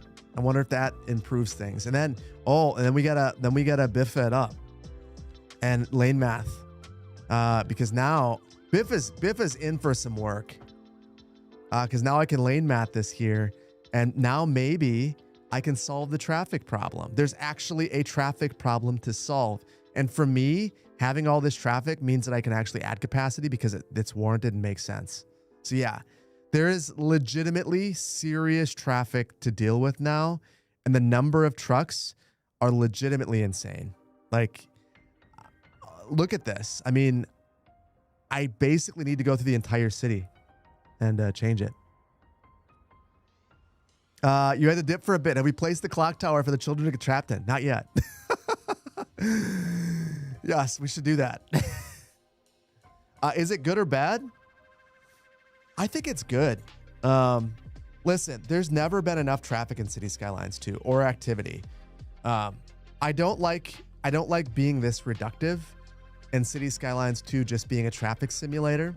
But also for a lot of people, that is what they play the game for. And I would be lying if I didn't say that that's a lot of fun. Like, seeing an issue and solving it, and like there's a real accomplishment that you get from doing that, you know? So I think a lot of people are going to enjoy that. I've enjoyed it. I've enjoyed it a lot. And then when you make a big port, you start to, this helps take some of that traffic away because you're using ships, and then you end up with ship traffic because you've added way too many of these out here. There's just like, there's a lot. The only thing that I don't like, check out, oh, that's gross. Don't worry, don't look at that. I don't understand all of the pedestrian activity. It doesn't make any sense. Honestly, it's kind of stupid. Like seeing this amount of pedestrian activity. Like I get it. I added a lot of transit. Cool. But it's crazy. And these are not people that are like walking on the train tracks to leave this city. These are people who live here who are like walking places, and they're willing to walk across the entire city. In fact, this road right here has been a pedestrian nightmare. I don't know why they are all deciding I need to walk. Like all of us need to walk together down this road through the jungle that has a crazy amount of traffic. But they're all doing it. It's crazy. It's crazy. And I know I don't have many, I have a lot of east-west roads, but not a lot of north-south roads. So yeah. The other thing you're noticing here, I zoned too close to the industrial, and now we have all of these noise pollution indicators. So lots of little things to fix. Like lots of little things to fix. It's pretty cool. Honestly, it's pretty cool. They're protesting. Yeah, they're like, sir, wait, I wonder. Hold on.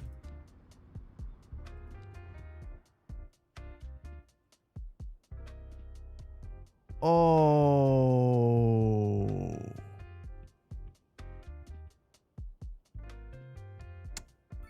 Do you guys see what I did?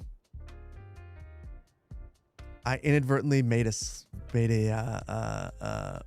not so wealthy neighborhood over here. And I bet you these folks, I bet you they can't afford a car. And I didn't give them any transit. I gave them legitimately zero transit. So they're walking on this road to get to this tram stop right here, I bet. Oh. Oh. Yes. The poorest have noise pollution and a 2-mile walk to get to a tram stop. I've done that. Yes. Yeah. They're walking because I've given them no other options. So yeah. Okay. Sorry guys. I know we were building a city. I want to try something.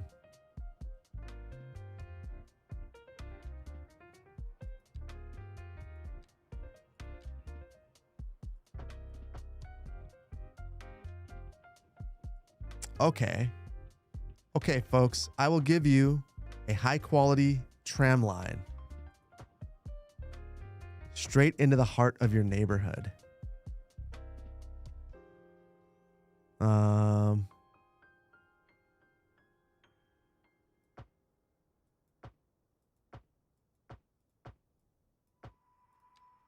We'll loop by the elementary school, because that's what every elementary school needs, a tram stop right in front of it. In the neighborhood.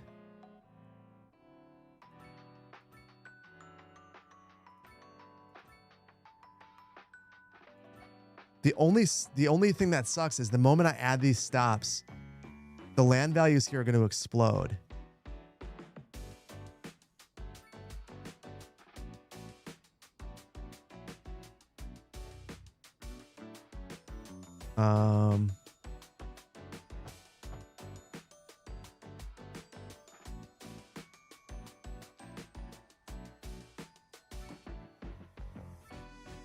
Okay, so Totally unnecessary to have these stops so close to one another.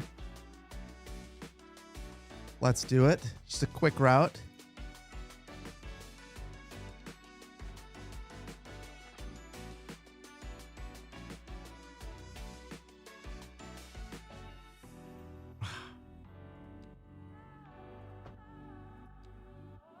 Broke the whole route, guys. You're bearing with me. I am so scatterbrained and doing a bunch of random stuff. But I just have to know if this fixes it now. So this is what the patch has done to me. It's made me want to fix traffic. Okay. So now...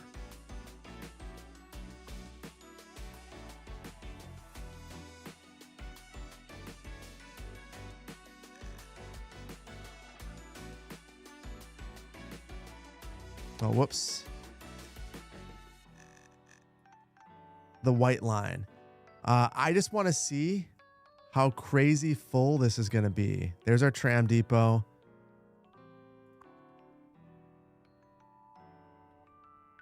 And there are our white trams. Let's see if this solves our pedestrian problem here. This is the Ultimate Beginner's Guide City. Yeah, it is. This is the Ultimate Beginner's Guide City. Thank you. I should start out with a crappy public transport before I upgrade to better. Yeah. No, for sure.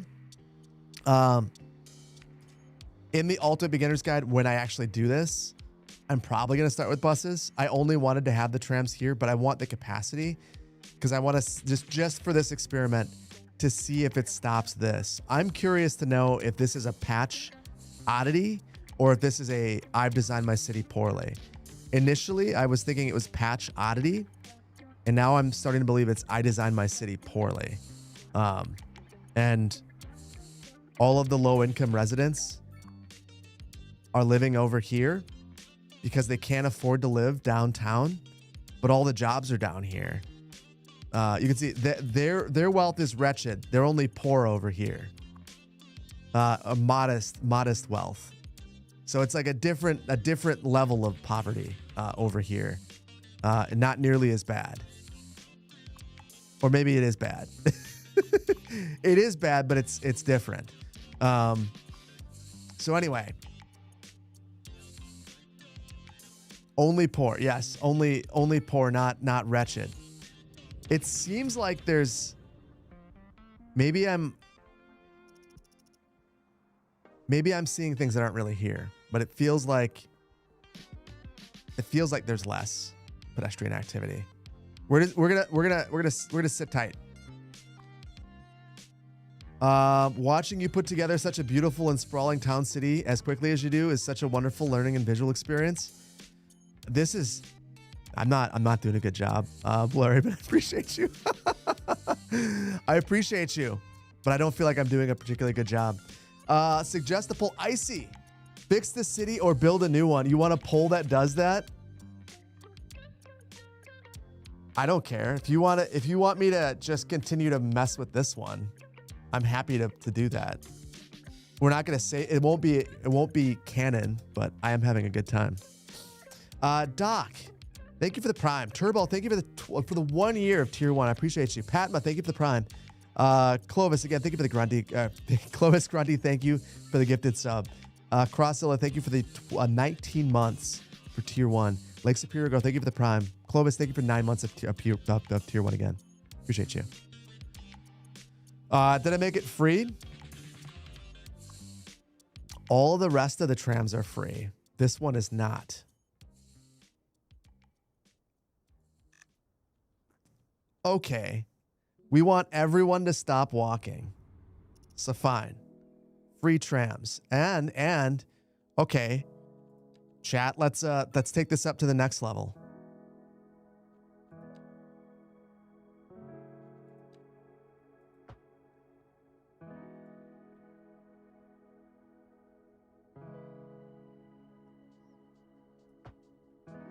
Ooh. Mods. Mods causing all of the issues. And not vainglorious. Never causes issues. Gameplay enhancing mods.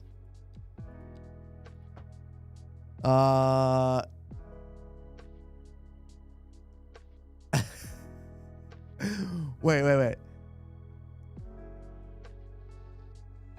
Will the trams curb the walking? No. Just hear me out. Hear me out, guys. All we have to do is make the trams super fast. So we'll do that plus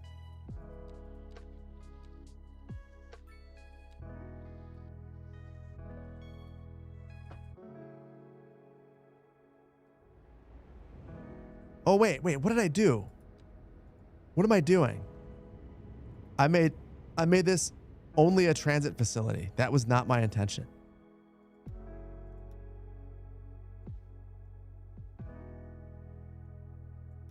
Okay, the poll. Build a new one or fix Ultra Beginner's Guide. Basically tied. Basically tied.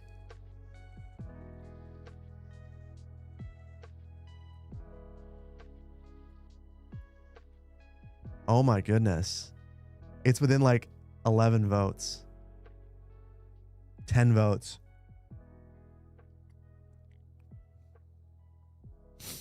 It's basically tied. Did it just ended? Within 4 votes to fix the Ultra Beginner's Guide city.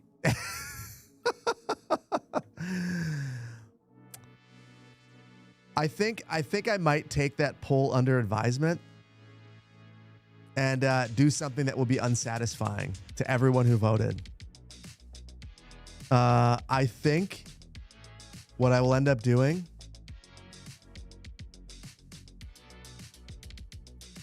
is I've been unsure of what my next video is going to be. Maybe the next video just ends up being fixing the Ultimate Beginner's Guide city. Because I don't know when Magnolia County or Saguna Beach work again. I do have another number of other videos I want to get to this as well. But let's do this one thing, and then I'm probably gonna go back to the other one, and we'll continue to experiment a little bit. Mostly because I feel like a new city is a good way to demonstrate the simulation changes. And also, you guys can't respond to it right now, so I might as well talk my garbage while I can. Can we get some faster simulation here though?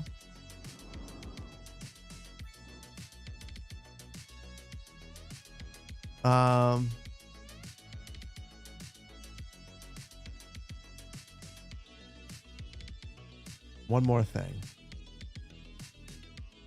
Okay, all you tram people.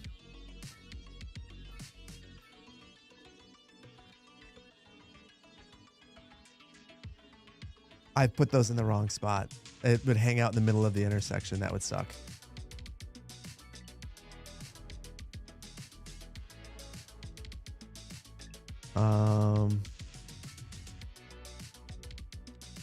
There. So now I'm just curious. Do we stop all of these people? No, they just love to walk. I just don't get it. So many walkers. Maybe even our free bus or our free tram is not good enough. If there's no street, nobody can walk. You know, I do like your logic. I do like your logic. Honestly, I think the way that I'm probably going to handle it is a mixture of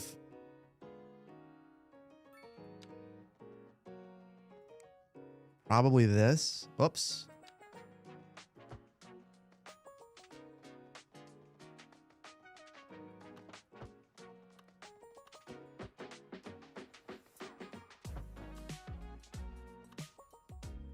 And I don't mean this path in particular, but a dedicated pedestrian facility to try to make this stop. I don't know. It feels like it's a little extreme to me. It feels like this is there. Maybe they're going a little bit too hard on pedestrianism. But I would rather have way too many pedestrians than none at all. So Yeah, that's where I'm at. Can I put in a new 6? You want me to put in one of the new bridges? Listen, these bridges are massive. We can play with the bridges. Give me a second, though. What I will say, I think that this has been a failure. This has been, without a doubt, a failure. So for that video, there will be a lot of troubleshooting.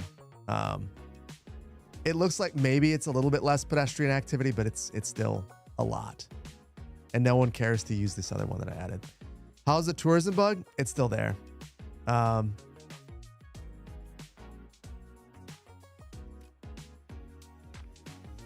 We're cooking in this community. We currently have one tourist, just one. One thing I'm not sure of.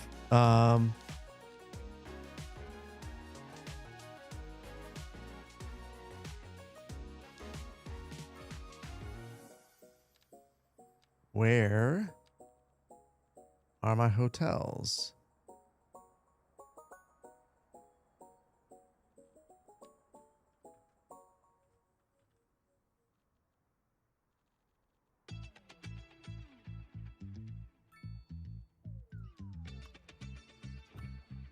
I'm curious to know if this does the crazy financial stuff still.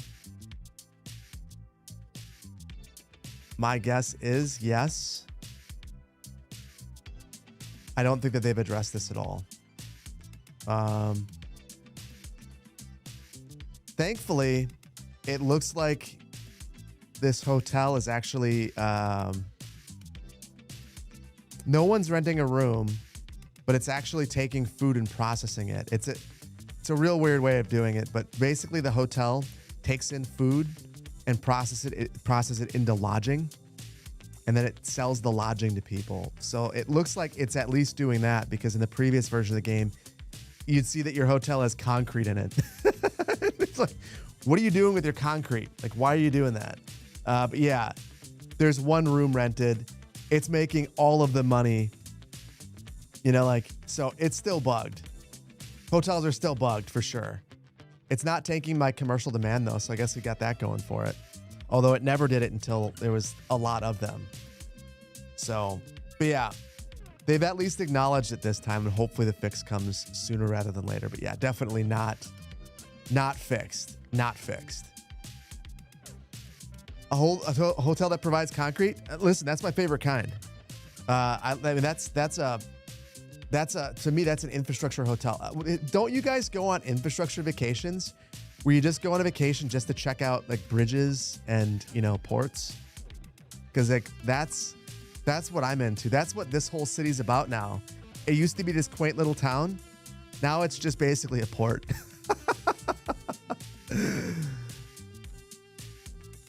All right, back to our sad city of Auburn Hills.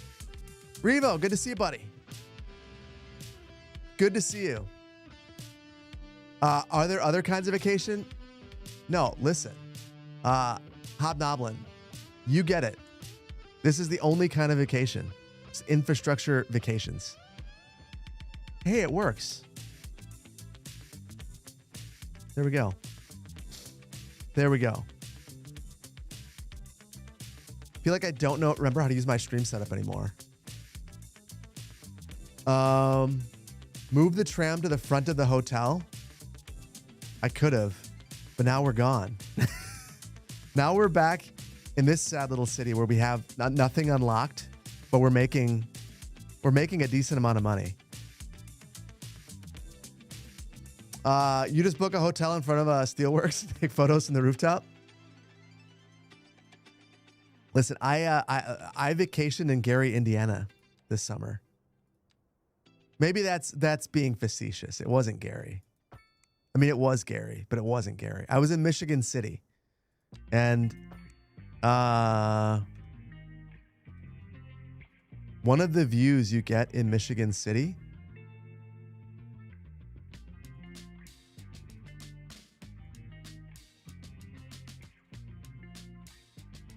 Michigan City, Indiana. As someone who hasn't downloaded in fear of all the issues, would I say the game is in a good physical playable state with the region packs and the simulation bug fixes? Vespi, do you own the game yet? If you already own the game, then sure, it's definitely worth downloading it and checking it out. If you don't own the game, it is difficult for me to say yes, you should do that.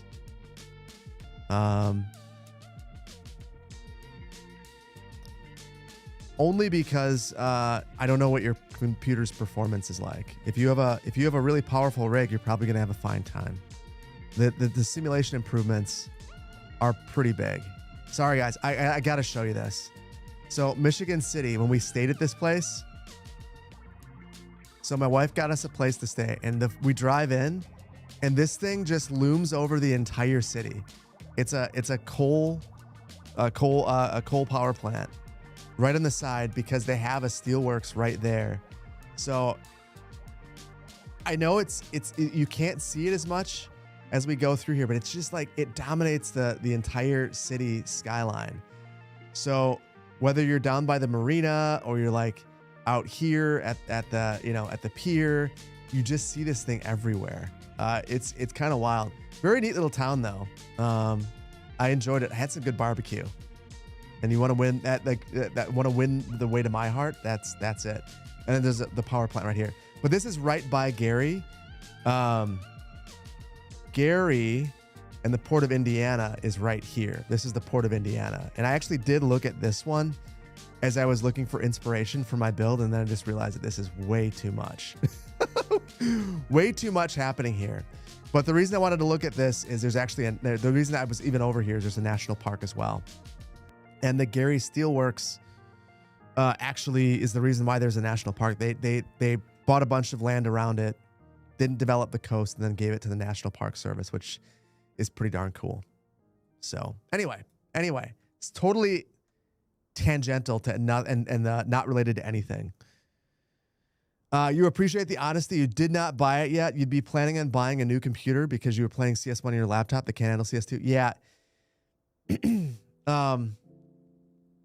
I used to say play it on Game Pass.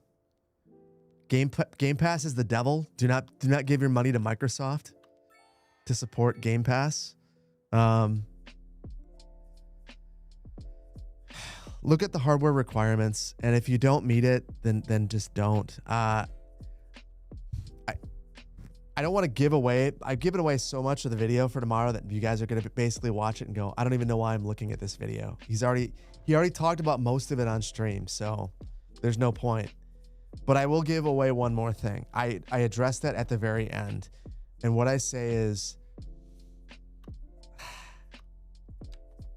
it is hard for me to recommend the game with the patch cadence that they've had. It's been so terrible the last year. I mean, we're on like patch 3 for the year. And granted, this is a patch that's done a lot, but it just feels like the pace of improvements has become glacial. And it's rough. That part of it's really rough. Part of it is really rough. So I don't know. If you can run the game, if you can deal with its shortcomings, if you are a modded player, you'll probably be fine. If you like to play a vanilla game, or you have to play a vanilla game, like I just fundamentally don't believe that City Skylines is all that fun. City Skylines 2 is very fun as a vanilla game right now. I think that there's still some work they've got to do. And this patch has not changed that for me. It's improved things considerably. I think the simulation makes more sense now.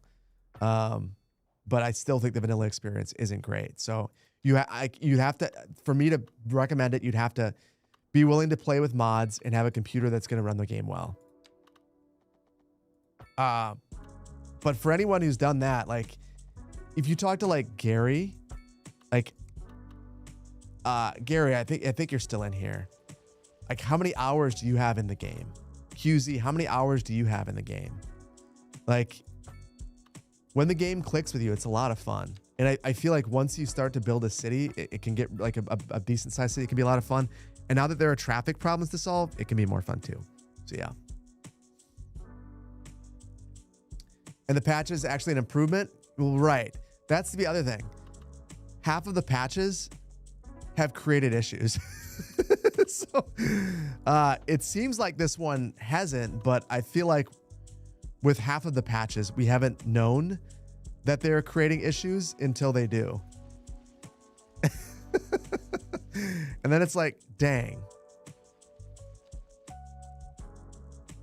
It's like that, huh?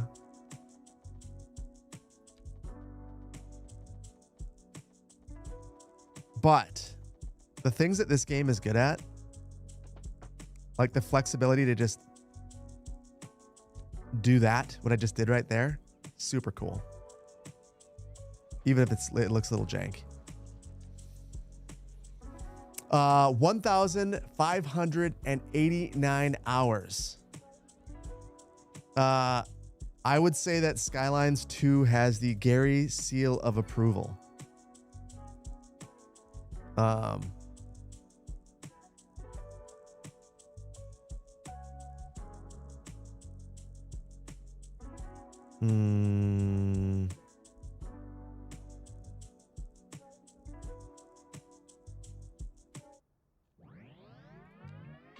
Gary seal of approval. City Skylines 2. You heard it here first, folks. Gary likes the game. You barely have 163 hours before you said nope. So, Brandon, I challenge you to try it again. With this patch. If you don't have bridges and ports, Brandon, I will get a copy for you. And I want you to try it again. Because I think that I think it might change for you. But we'll see. Vainglorious, are you okay, two things. Vainglorious. Would you want to do? Okay, I need a poll. Guys, how do you feel about Vainglorious and I doing a stream together? So we would basically combine our chats and stream together. You could play Skylines, we can chat together, and you can tell me your experiences in real time as we're playing. How do you feel about that? Can we get that as a poll? Yes. When YouTube video with patch notes? Tomorrow, but I'm not going through the patch notes. If you want to go through the patch notes, a lot of other creators are doing that. I would highly recommend Kodiak put out a video today. Kodiak's awesome. We'll walk you through the patch notes, give you the impressions. Go check them out there. I'm not going to do that. I'm going to walk you through the highlights. I'm going to take you through the things that I think are the most impressive or the most important. That's all I'm doing. Kodiak didn't really go through the... Well, you know what?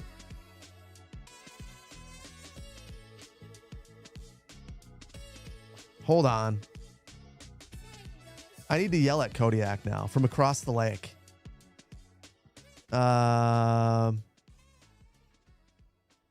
Let's see. We talked recently. There he is. He's online. I can't believe that you didn't go through the patch notes comprehensively. I wanted to be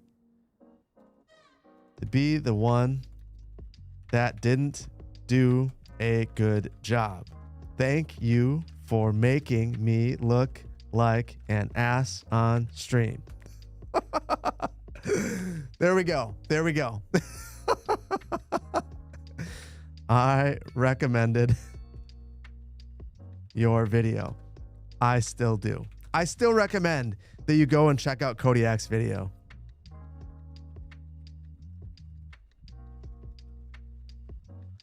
So anyway, yes, check out Kodiak's video. He probably has, I haven't looked at it yet. I will look at it. I'm still gonna recommend his. Ooh.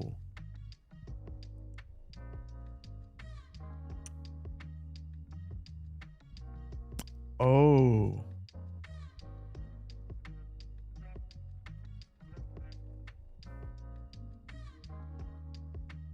Well, now.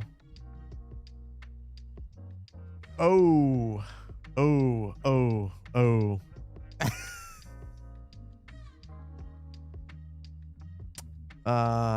Listen, guys. We never saw that. We never saw that. I think I might have done an oopsie. I might have done an oopsie. I thought I was okay to do that. Cool. There's a reason why Kodiak didn't show them to you. And I was a naughty boy. I was a naughty boy. You also asked if you could on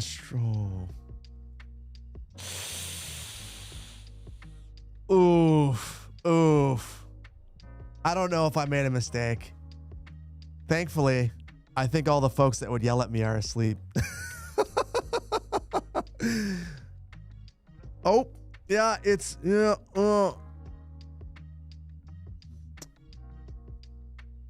Okay, well, you know what? I'm just gonna change the subject, and we closed it. We're not gonna look at that anymore.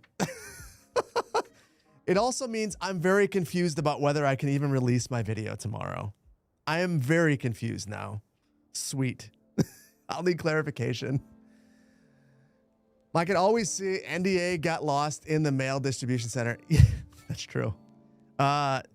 Listen, guys. Yeah, you guys did not hear anything. I didn't say anything that was definitely in violation of an NDA. And if I did, it was because it's very unclear what I'm allowed to say. I will,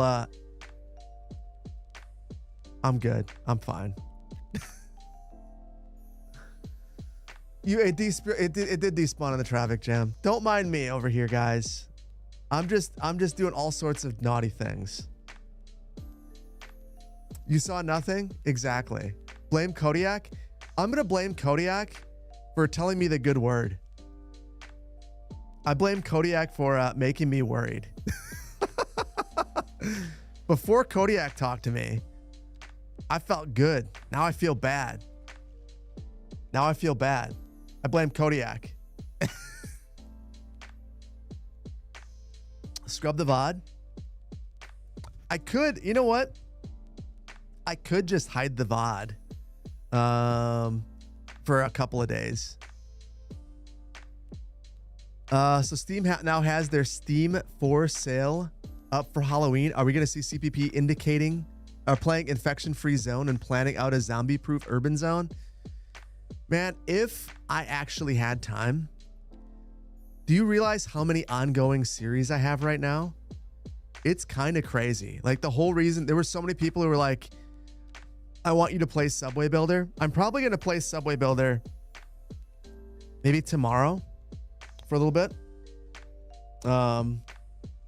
Especially now that I see that I'm creating all sorts of NDA issues. It feels like I'm creating all sorts of problems. So anyway, yeah, I will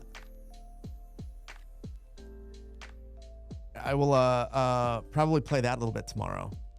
And people wanted me to turn that into a video, and I just didn't have time into a series. I have too many going on, so I don't think infection-free zone's on the horizon for me, unfortunately. Don't miss out on your sales. Your backlog will last generations. I know. I mean,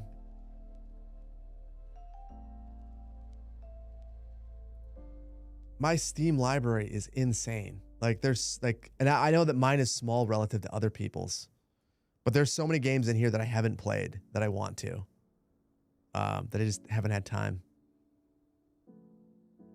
So yeah, I'm gonna get back to Civ. I've heard that Civ 7's improved. I haven't done anything with that.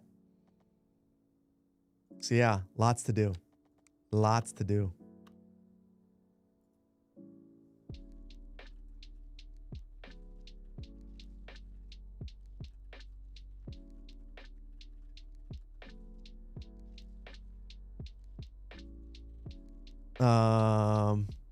Pin comment for me. Hold on. Duo stream. Let's do it. Good. All right. Let's touch base, Brandon. We're going to touch base and figure this out.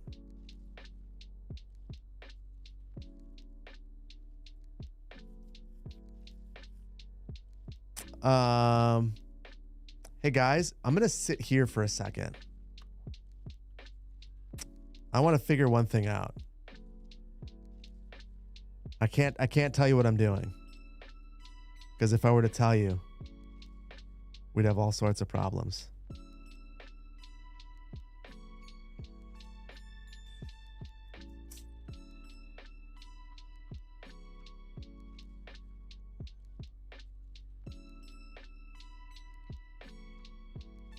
I think I'm fine. I'm reading through this, my embargo info. I'm good. I'm good.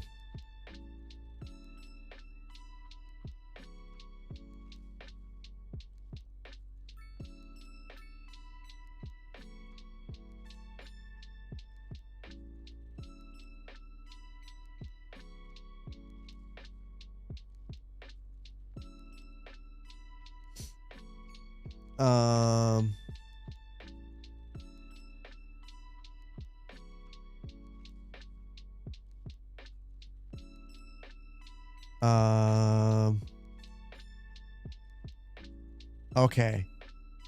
I'm not getting myself in trouble. I'm good.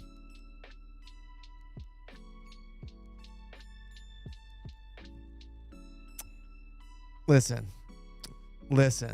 Kodiak is scaring the living bejesus out of me over here. Sorry. Yeah, I just wanted to see if I'm going to be sued. And I'm not. I'm good. I can show you this. Oh, my God. Oh, my God. All right. I'm good. So now, all right. We're good. I'm not going to worry about it. We're not going to. That's everything you were told, Kodiak? Okay. We're good. We're good. I'm happy. All right. I'm done talking to Kodiak. Yeah, just a little NDA violation. Nothing too bad. I don't know what I'm allowed to show you and what I'm not, and I just don't care at this point. Like, okay, I do care, but it's unclear. I think I've tried. I think I followed rules. I think I'm good. I have no idea. Release the files. The files need to be released.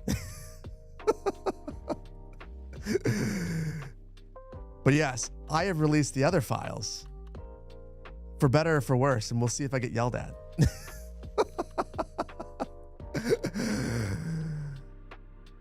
You actually didn't see Biffa's video yet? The only one you've seen... well, I will be honest with you and say that I have also not seen Biffa's video yet. I'm sure Biffa made an excellent video. Biffa always does. But I did not look at it because I have been... Bluntly, I needed to sleep. I went to bed at a really dumb hour of the day. I realized at one point that my kids were going to be up soon and I needed to go to bed or I'd have to get them ready for school. And that like, I've not had a night like that in a while. But I had to be done. And when I woke up, the last thing I was thinking about was watching a Skylines video. I was worried that mine didn't post. That was my bigger concern. I was like, oh my goodness. Did it actually go live? Because I've had that happen where it doesn't.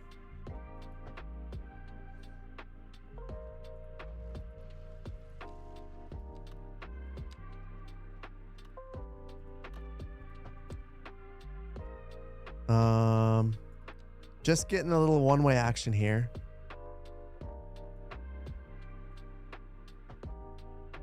And then we'll take out half of these factories. I think milestone 4 is where things start to get interesting for us. Let's continue down the production path, though. Look at this. Crazy amounts of money that we're making from forestry. We're going to make another grain farm. Because we have a deficit. No NDA here. Kodiak the Kodiak. Wait, is Kodiak in here now? There he is. This guy's breaking NDA. Yes. Kodiak. Not just breaking NDA. I actually reached out to Paradox and Colossal Order. I let them know that the whole reason why I'm breaking NDA is Kodiak told me to. And I thought that you were the arbiter of the NDA.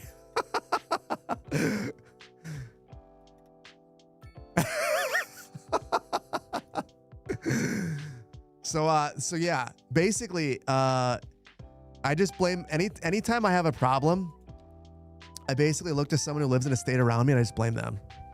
It's either Kodiak or, a Minnesotan.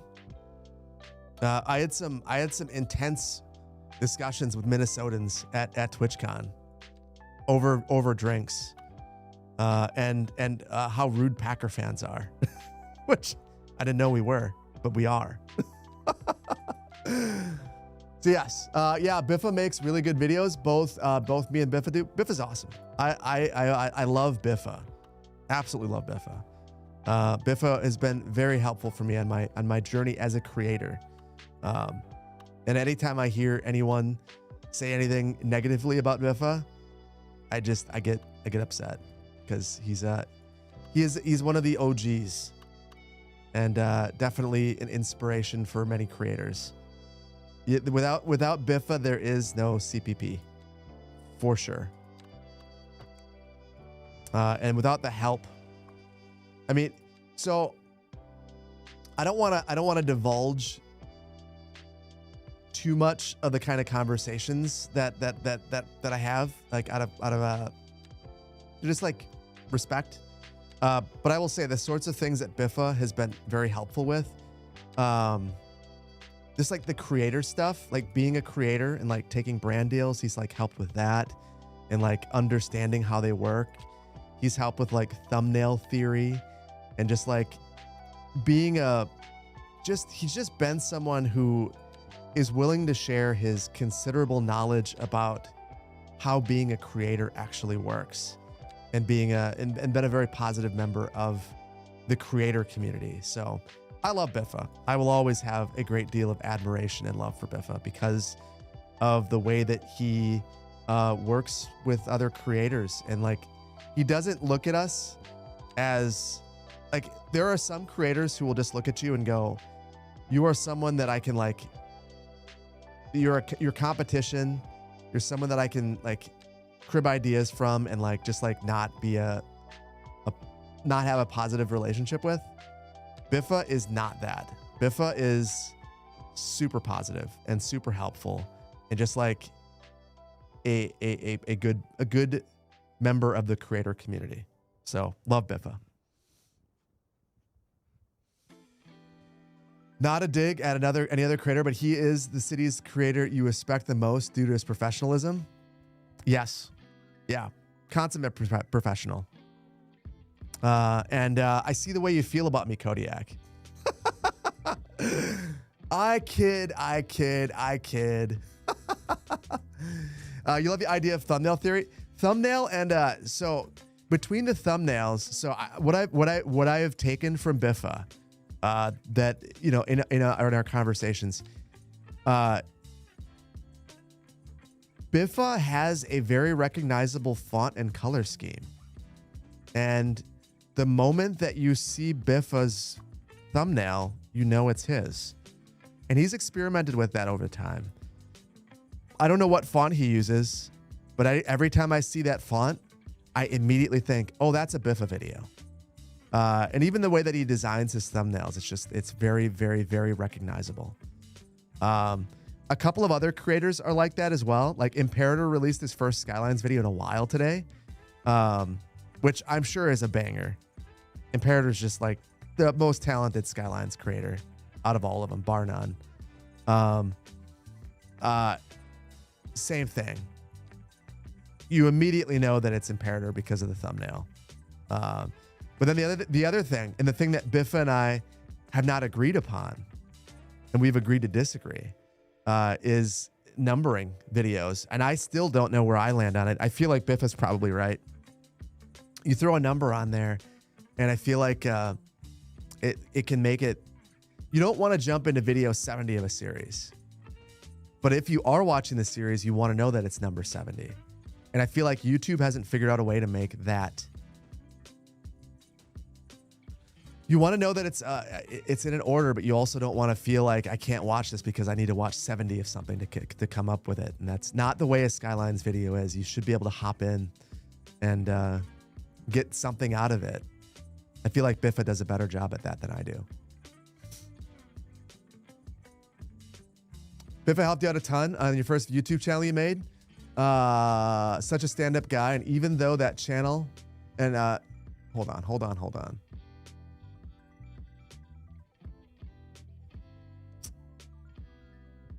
Back when you were small, he still gave you the time. He also told you not to number videos. Yeah, that is definitely a Biffa thing. Definitely a Biffa thing. And I haven't done it. So the funny thing is, here's the behind the scenes creator stuff that you probably don't care about. With the most recent Anno video, someone commented, please add the number so that I know which video this is in the series. So I added number 2, and the views just plummeted. People stopped watching the video because it had the number. So I deleted the number, like Biffa told me to, and the views went right back up. It's all psychology. I don't get it. My wife was a psych major. Maybe I should talk with her about it. But yeah, it's like a thing. Yeah, it's wild. Like, I could actually see the views just like, you can't see that hand. Straight down. Do I maintain an order in a playlist? Yes, but I will admit, you guys often have to remind me that the playlist is in the wrong order because I will not realize that I'm putting them in there backwards, and then people will watch the last episode. And I don't know why it organizes it so weird. I've never had access to series playlists, and I think that might be what fixes it. But I've never had that, unfortunately. Deception works, and your wife would definitely get it. Well, is it deception, or is it marketing and packaging? Because, you know, like, ultimately, I don't want to deceive you into not knowing that I don't want you to not know that it's not episode 1. And I've tried to get better about recapping, because there was one commenter who would basically every video say, could you please do a better job of recapping? So I've tried to do that and try to get better at that, but it's a tough thing, you know? Marketing is deception? No. Marketing can be deception if you're an a-hole. Marketing could also just be, listen, you can have the greatest something in the world and not tell people about it appropriately, and then it fails. Like, a good example, some of the videos that I've been the most proud of haven't done very well. And it's because I think that the video turns out exceptionally well. And then I don't know how to explain what's in it, and it doesn't do well. And then another video, I'll put an excellent thumbnail, and it'll become a, you know, like they rank videos in 1 to 10. It'll be a 1 out of 10. 1 out of 10 is the best video you've had in the last 10. And I'm confused about that. Ultimately, is it deception if you're just telling people what's in there and doing a better job? Like, I think that's the case. Marketing can be deception if you're clearly lying about something because you want to trick someone into doing something. All those mobile game ads that say like,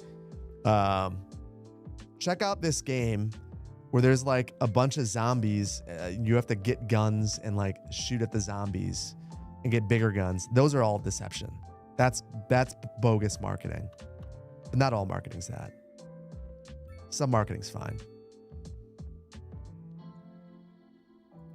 My take anyway. Komrowski, welcome back. By the way, you really loved my Subway video. See me talk about my old job. Love to see it. I see. I feel like I should make another one of those videos. I really enjoyed making that one. And the videos that are not Skylines, they basically take me no time to create. The Skylines videos, for whatever reason, like they just like the Ultimate Beginner's Guide video, I've been working on it for like a half a week. I made the Subway video in like 4 hours and I edited the whole thing myself.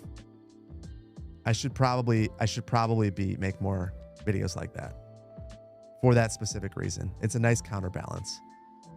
Makes me feel like I'm going crazy less. Friendship with CS2 has ended. Anno 117 is your new best friend. Ninja Mittens, I get it. I hate this city. I hate this city. The city's terrible.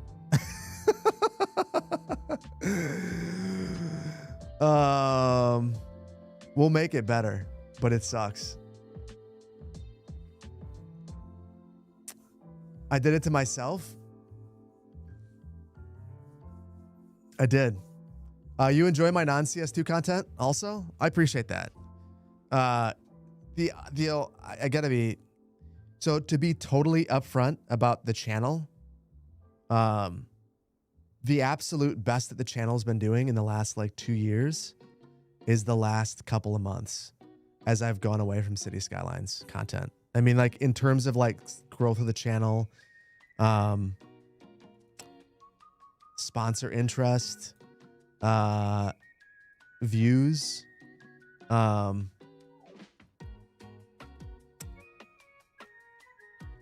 channel actually had, give me 1 second. The channel had 1 million more views last month than the previous month. Like, I stopped playing Skylines and started making random videos that I thought were interesting. And the views like went through the roof. So, for subscribers, there are 80% more subscribers over the last 90 days than the previous 90. 22% more watch time. Like, I've been enjoying making the videos, and that's why, like, when I say like I'm not gonna ever go back to Skylines only, I look at that. Yeah, 80% is a lot. Like, I didn't think I could ever make it to 1 million subscribers on the YouTube channel, but over the last 90 days, 40,000 people subscribed to the channel. That's insane. That's not happened in a long time, and that's simply like trying other things and really enjoying the games I'm making and putting up more videos because the videos are easier to make. So yeah, I will, like, Skylines will be worked back into the rotation now that it's more fun to play. But I think my days of like only having Skylines content are basically done because I've enjoyed making the videos more, and you guys seem to enjoy watching variety more. So yeah. You wish CS2 was better optimized? Well, since I'm like, you know, since we're having a good time, I got VSync on. You guys don't want to see a bunch of tearing. It seems like it's running a bit better.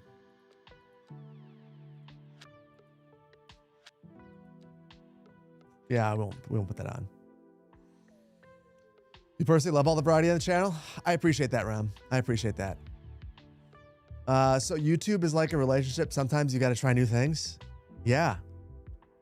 Like, there's actually a lot to that. Like, you just have to experiment and go think outside the box. And I feel like, you know, all the channels that make Skylines content, like, you get really good at making Skylines videos, and that's great. But also it means that it can be a little bit formulaic, and that can be boring. So I don't know. Variety is the spice of life, and I'm going to keep pursuing it. So yeah, for what that's worth. Good for me. You wish me the best. But CS2 is what you love on this channel. Listen, that's fine. And it's not going to go away. But it's not going to be the only thing on the channel. And the other thing about that is, you know, there's a lot of other great channels that are making Skylines content. I will tell you that many of them are better than me at it. Like, there are some other creators that deserve the attention and the views as well for Skylines videos. And if I'm not making enough of them, I would highly recommend checking them out. And I'm not saying that because I want you to not watch my channel. I'm saying that because they also deserve the attention. And you will get more inspiration by seeing other channels. So yeah. You love my Subway Builder video? Best thing to you is hanging out with Phil. Appreciate that. Appreciate that.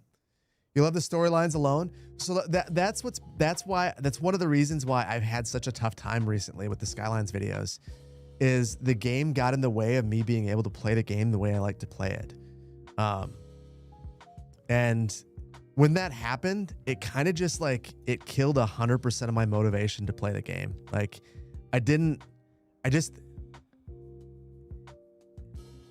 you know, I already wish that the game, like my perfect city builder, would have some of that Tropico and Anno style story built into it, where it's not just a big sandbox that lets you do whatever you want, but it's actually like, you can have that if you want, but also like if you'd rather have the game like hold you by the hand and like give you some things to do, it can do that.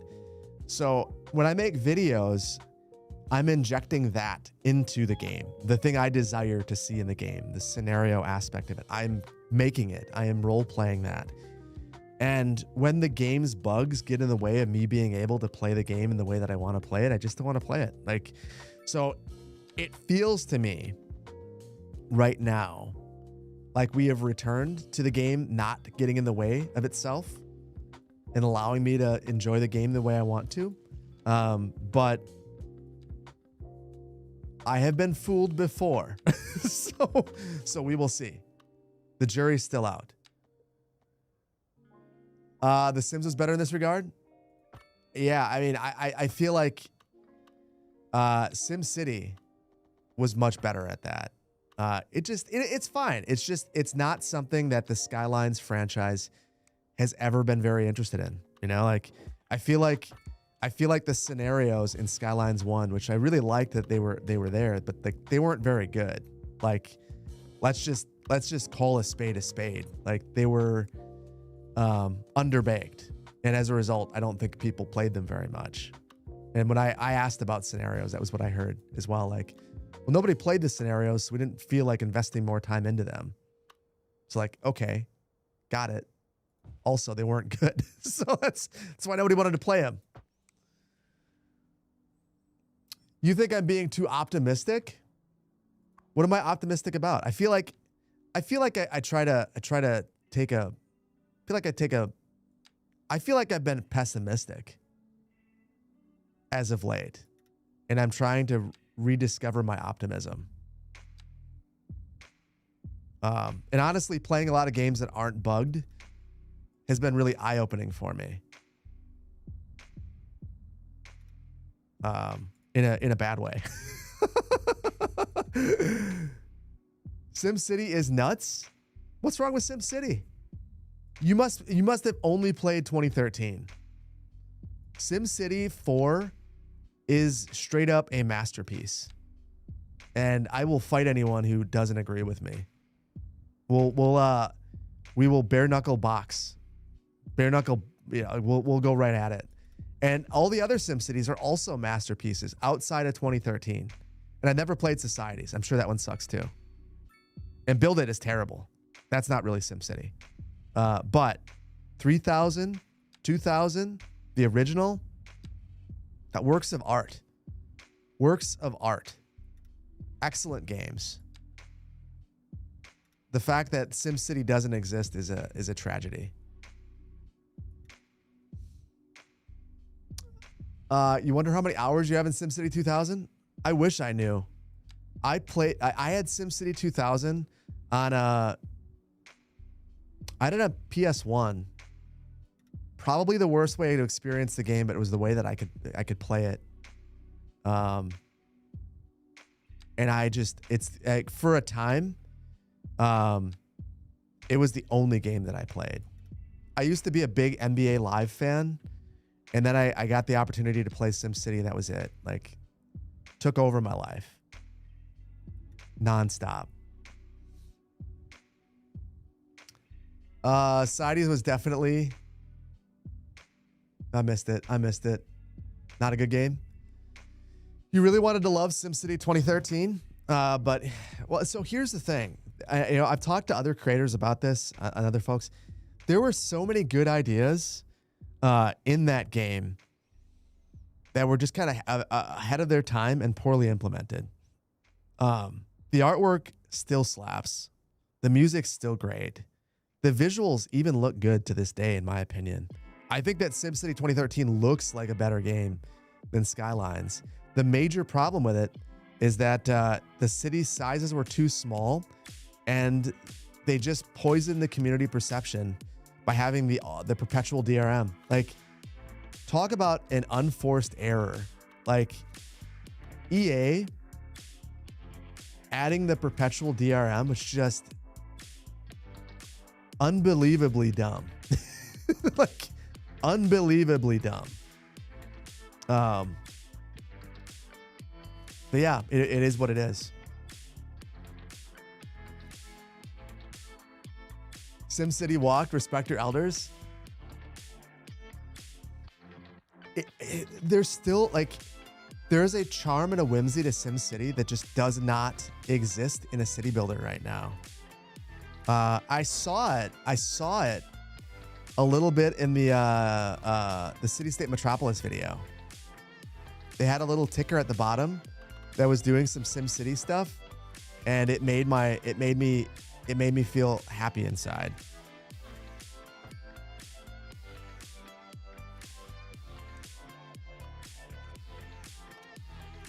Hold on. I'm just over here breaking things.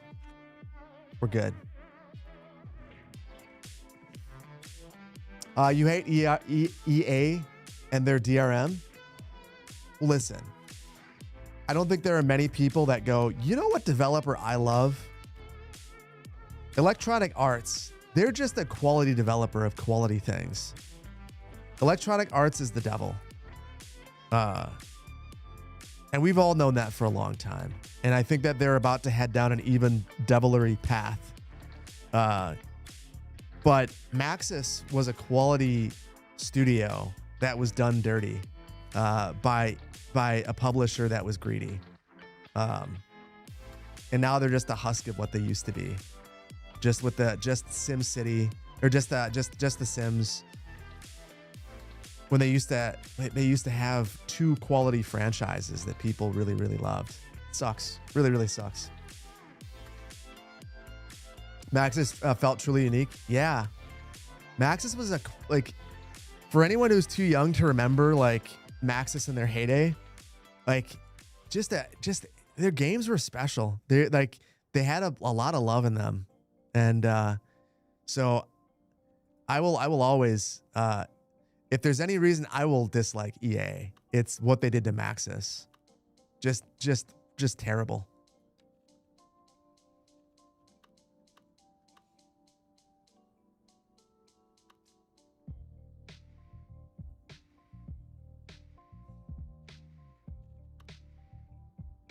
So I know that I've like North American this.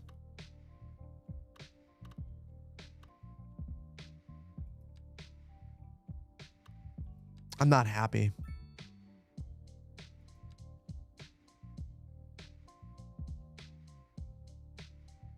It's fine. I'm gonna stop deconstructing the entire city. We don't have unlimited time to stream where I could just keep deleting the whole city and starting over. I'm not happy, and it's ultimately because I didn't plan anything. I just like slammed some stuff together, and now it looks like trash, and it's my fault. I have no one to blame. I can't even blame Kodiak. And that's who I'd like to blame.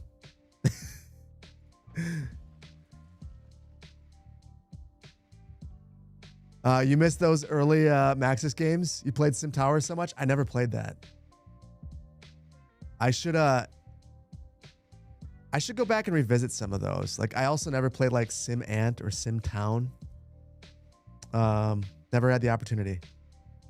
I didn't have a computer though growing up, and for the longest time we had like, we went to the Goodwill. I mean, first of all, I was very, very, very broke as a kid. Like, our wealth was wretched, and I was very, very, very, very poor. My mom was sick, so you know, we did the best that we could. So the computer that I had was an old Apple IIe. You know, with the floppy disk drive, the all-in-one that we got from the Goodwill. So I got to play like Lemonade Stand and the Oregon Trail. And that was my computer experience.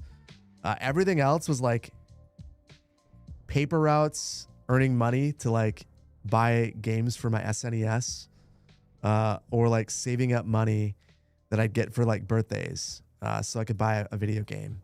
And then buying a lot of, all you young kids don't know the joy of video rental stores. I would scour them after a game would be released. They'd end up buying like 5 copies of a game, and then once it was no longer popular, they would sell the old copies. And I was basically a vulture. I would wait. I'd ask them, "What day are you going to sell your copy of SimCity?" And I would show up that morning with my crisp $15 in hand, and be willing to pounce immediately. It was so fun. Blockbuster sales were awesome. Seriously, like being able to go down to Blockbuster, or in my case, it was I went to Family Video, Lincoln Video, Blockbuster. There was one more. Oh, Hollywood Video. That was the other one. And yeah, like being able to just like scour for old movies and games. So sick. Joy from scarcity is not a flex. It's not, no, like, I definitely was not excited about not having a lot of money. It was just like the situation that we had. And it definitely made me appreciate the things I had, because I didn't have a lot. So yeah, not a flex at all. Not the intention. You're 39 and you miss video rental stores. I'm 39 as well. So that makes sense. We're both having the exact same feelings thinking about, I haven't thought about Hollywood Video in forever. But definitely like good memories. Getting the popcorn bucket and like checking it out. Family Video, what was so special there is all the kids' movies were free. So like I could go there with my family and like grab a Garfield movie and no one's going to yell at me about that. It's like a good, clean fun. It's one of the things that I'm like, as I'm just going to sound like an old man complaining into the wind. It's one of the things that I think my kids don't fully appreciate, that I don't know how to get them to appreciate. I don't think I'm going to ever be able to get them to appreciate. You know, unlimited variety in media, I don't know that it's necessarily a good thing. And we definitely have it now.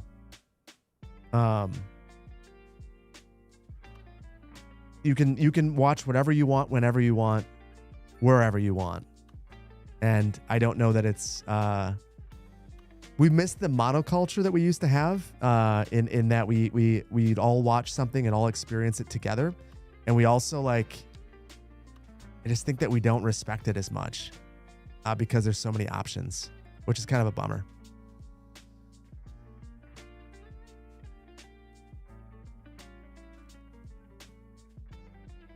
Your biggest issue with the games like Cities 2 is that you really need high-end computers to play them. Agreed. That is a big issue. I think the biggest reason why we have that issue is that this game is simulating a lot of stuff. And I do question whether it's simulating things that are useful.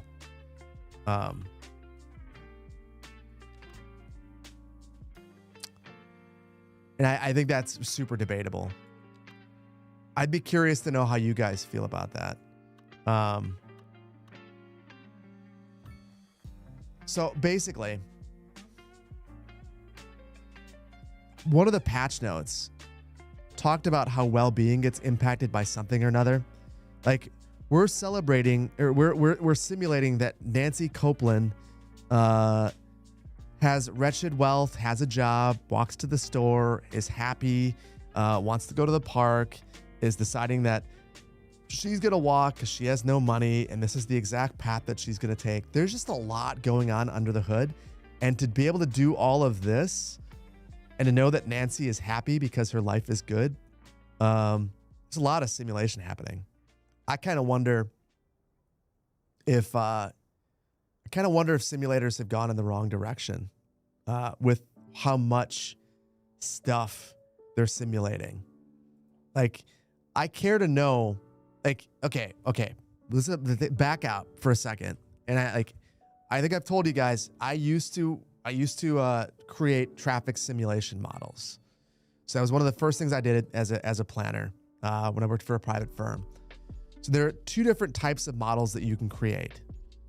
You can create a macro simulation. That's at this level. Or you could create a micro simulation. And that's at this level. The micro simulation, you would have everything very controlled. Think of Junctions, the Junctions game that's being developed. That is micro simulation. So you'd probably want to get this as tight as you could. Games are now trying to do both. And the problem with that is that when you have a macro simulation, what you're really looking for is, if you live over here in this block, where do you go? You probably work at this factory in this block, and you go shopping in this block. And maybe your kid goes to school over here. So you can abstract that someone in this block, 5% of the trips will go to this block, 3% of the trips will go to this block, and 10% of the trips will go to this block, and figure out where traffic is in between these different, they call them TAZs in traffic simulation, but these different polygons.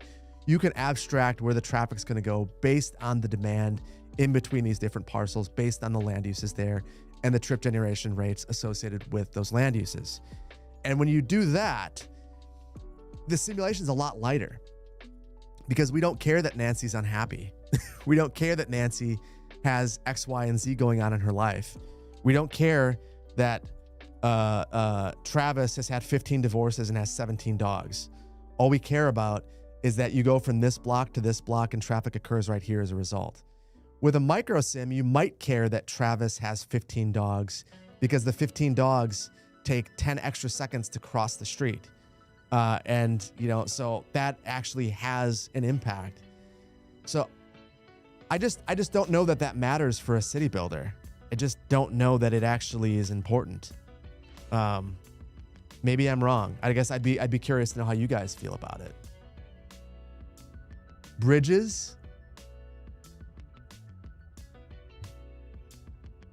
Okay. Bridges. One dog per divorce is crazy. Yeah. Nancy is free to pack up and move to a retirement home. That's true. We can also learn that.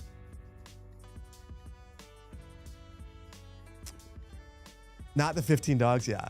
It's just CS2 life. So anyway, yeah, those are just my thoughts. It's ambitious. Well, it's ambitious, but the more ambitious you have, that the harder the system requirements are going to be. The higher they are, rather. So it hits in two ways. Yes, it's ambitious. As a result, it's harder. You want bridges, my friend? Bridges. Hold on, Mr. Bridges. Let's make a bridge. Why are we making a bridge? Because we can. Well, we can't actually. We don't have any money. We're going to make a bridge anyway. Just because you told me bridges. Nash bridges. All the bridge review. We need some RCE action. Let's see. Well, first of all, hold on. Let's have some fun. We'll just keep buying tiles.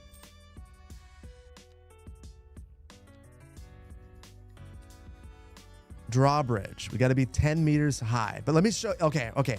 Take a step back. I've got to unlock water transportation. We're going to add a seaway.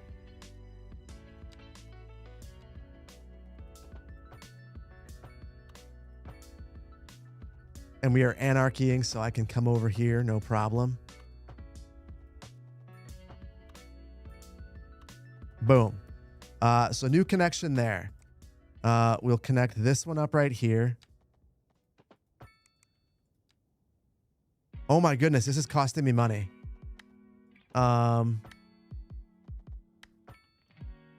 We might have to take a couple of liberties. You guys are gonna have to forgive me. And if you wonder why I'm doing this, it's bridges.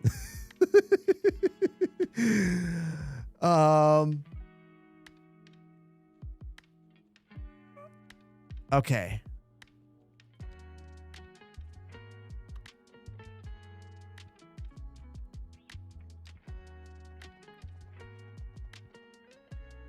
So now when we run this too close, we've always had that message in the water. When we bump it up, okay, let me go fine grain, 7.5. Oh, apparently I can go 7.5. That's good. 6. It's going to let me keep going lower. Okay. Hold on. We're just going to do this. We'll do this one. I didn't know I could go that low. I thought I had to be higher. So the drawbridges are super easy to use. So there we are. Drawbridge. Some of the other bridges are a little more challenging. Let's we have to unlock large roads. I want to go with a suspension bridge.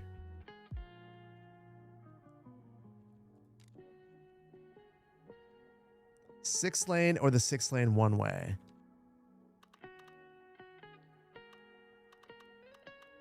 So we'll curve this road in here. Watch this. If I don't raise this up high enough, not only does it look bad, but we now have this indicator that says not enough height, which I think is super helpful. You can see it in the middle.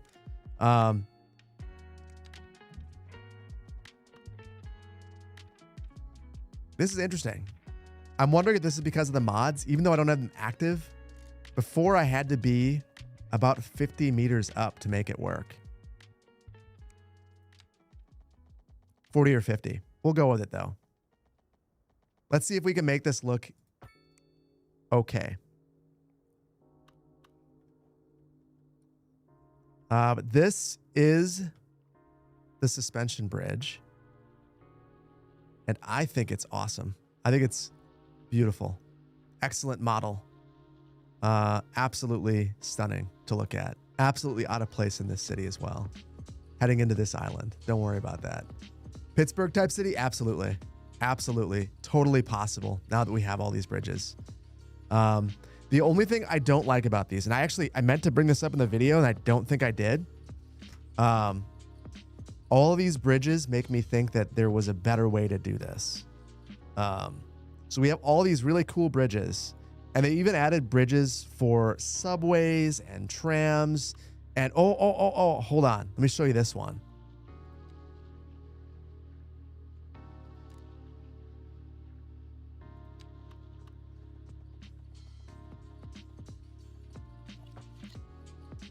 Look at this. This is a cable-stayed pedestrian bridge. So you can have a drawbridge for pedestrians. Let me get this thing working. my friend, you are going to be forced. Not enough money. I disagree. I disagree. Oh, I don't know how I got that money. You didn't see that, chat. Don't worry about that. I want to get this to work. I want to see it.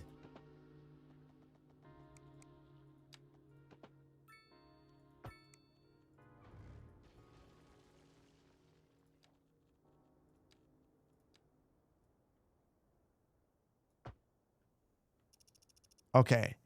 So now I'm a big jerk that has forced this ship to go through this narrow channel just so we can watch it go underneath this bridge and raise up our drawbridge to nowhere.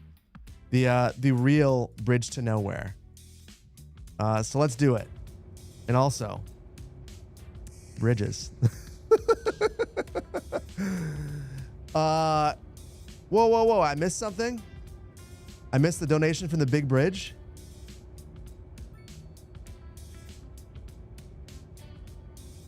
Let's see. All right.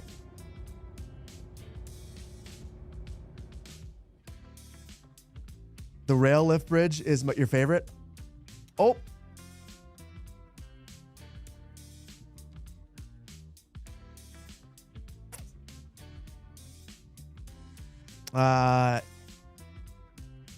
Let's do one more.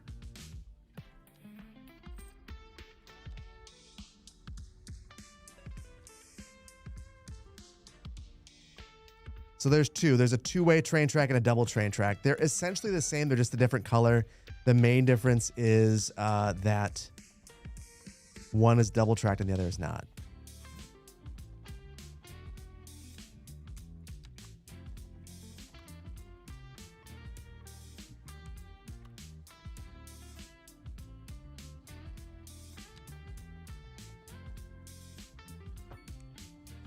Okay. Now we are ready to go. We could take it all in. You came back to the streamlining because you heard bridges? Yes. We're not doing anything that makes sense with them, but we're getting a nice vantage point from a boat. So look at that. Absolutely beautiful. Absolutely beautiful. But let's get to the real star of the show. Check this out.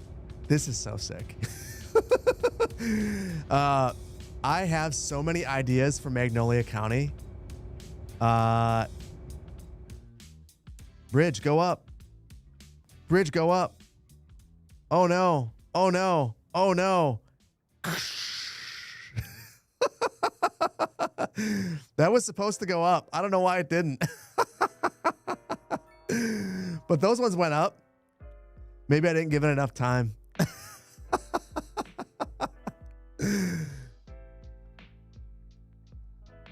I didn't make it. You came back to a catastrophe. Thankfully, we've learned that there's no collision with cargo vehicles. So we're good there. I have a bit of personal curiosity, though. I've not experimented with this yet, but we've unlocked fish farming, the non-ugly fish farm. So for anyone who just is joining in, I showed you guys this new industry. This I don't even know what to say about this thing. This disappointing industry. Another one of these. So the fish farming, the inland fish farming is not good. It's not good. I think we can all call a spade a spade. But offshore fish farming, some of it's good, some of it's bad. So let's plop this. You can't place this on a quay wall. It has to go on a road. But then watch the way that this works. First of all, Marina, goodbye. You're in my way. Get out of the way. Get out of the way. So you begin by going in, you click on the main building, and now you have this upgrade menu. You have to take the pier and extend it out. When you get it far enough out, you get these attachment points. When you go further out than that, you get even more of them. So let's just go for a small one. And now we get to decide whether we want to have a farming area or an open water, the open water fish farm or the fishing area. The fishing area, in a vanilla game, the natural resources view would come up. And that's because for the fishing area, you have to have fish to be able to collect. So I could place that.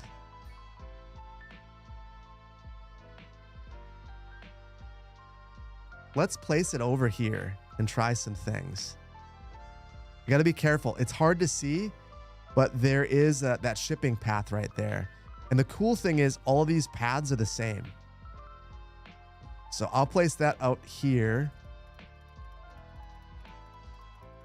And then we'll create the area. This cannot overlap with the shipping lanes. And now I need to draw a small, narrow boatway to this. And now you can see it's attached. And just like we would with anything else, we just make a route. So attach one, click to there, and then go here. So I think my hypothesis is I can make these go up because now we're going to have a boat that goes underneath here. We also have to add the storage. So we've got the cold storage, the exact same ones that we had before. So let's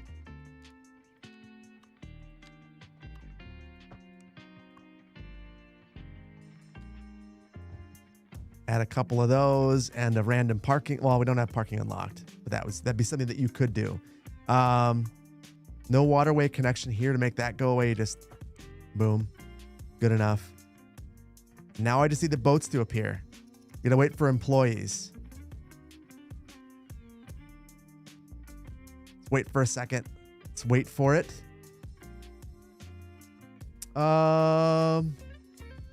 Teddy, good to see you, buddy. Is it true that they haven't added a bridge detection to the dummy ship traffic? No, no, there's bridges there. The first time I ever saw a collision was this one. I am not sure if we're going to see if it's going to raise from the fishing boat. I'm testing. Look at that. Oh, it's going up. See, this is the way it's supposed to work. This part rises up in the center. Super cool. They absolutely. Hold on. Can't even censor myself. I don't know where the button is. I'm so excited about the bridges. They nailed the bridges, I think. The bridges are so pretty. And the animations are great. Killed it. Very, very cool. The reason I didn't incorporate a bridge into my last video is I think that they deserve their own. They are so good that you need to spend some time. I kind of want to challenge myself in my builds to find a way to use each of these, just because there's a challenge to implementing them and doing it appropriately. So yeah, but they're very nice. I don't know why this isn't working. It's supposed to be spawning a boat. Oh, there it is. Oh, this is not. We have the smallest little fishing boat. There's no way that this rises up for this, or it shouldn't. Yeah, we can go underneath. Oh, this one rose up though. That's interesting.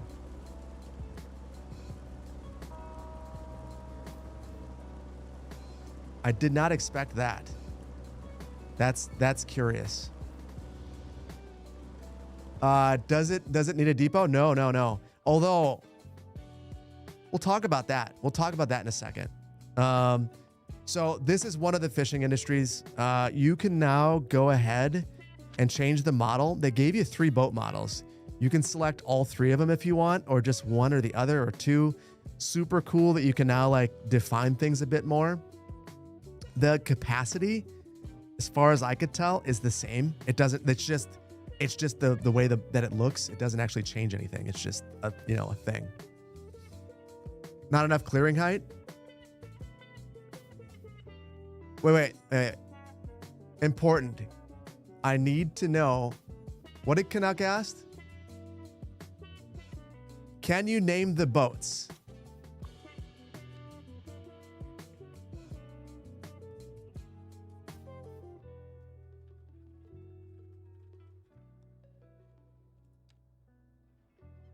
Philip's little boat of shame. It does not show up on here. You know what, guys? This DLC is a failure because I want to be able to name the boat and have it show up on the side.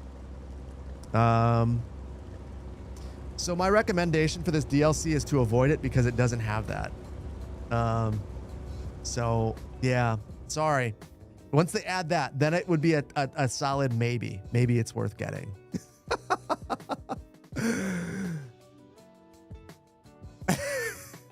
Literally unplayable. Yeah, not worth checking out because of that. But okay.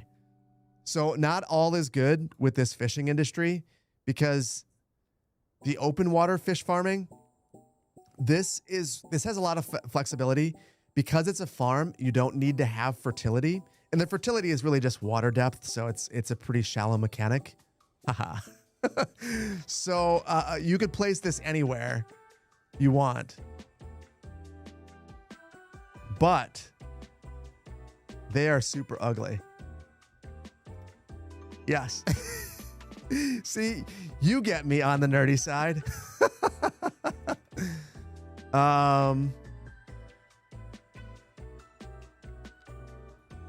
So let's put some more of these. I'm only putting these here. This is the dumbest spot. Everything I'm doing is dumb. I have given up on not doing dumb things because I'm just showing you stuff.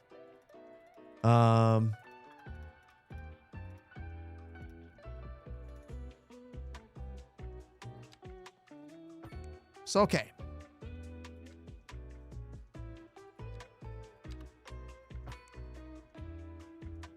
Now we'll route to this.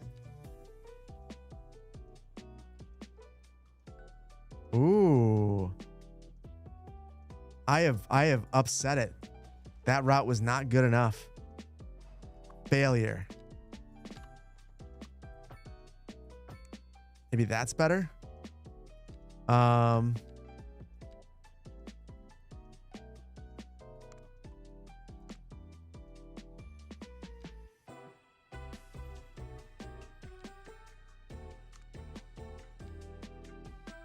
Okay, something about this angle is upsetting the apple cart. Whatever.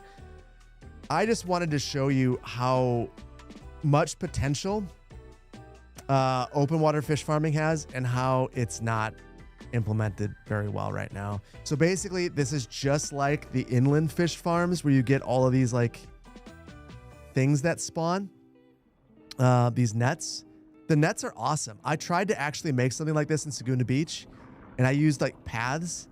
I would love to redo it in Lake Segunda State Park and place these.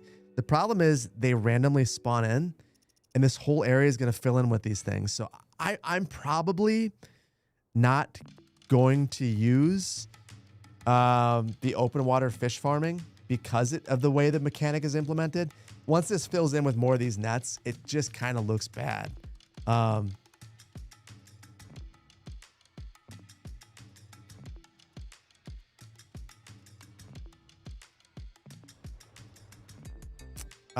In the real world, this is what it looks like. So yes, they're different, but it's organized. Not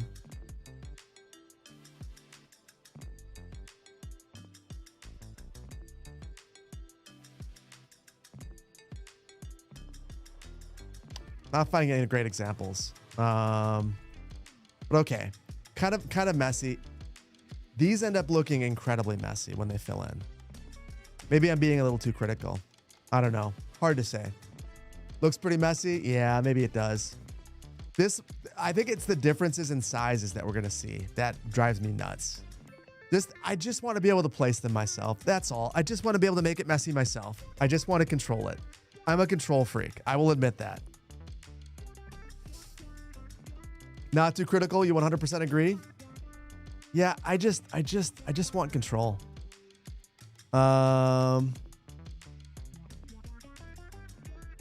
Re-review anytime soon of what Tommy did what I said. You're 13 and you quite literally your best in a long time.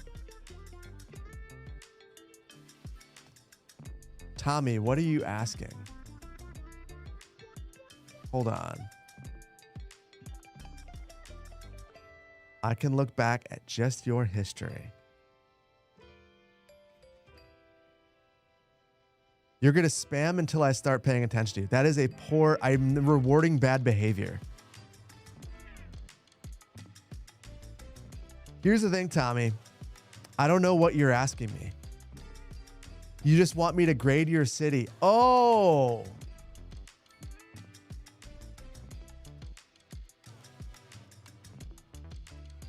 I want you to hold that thought.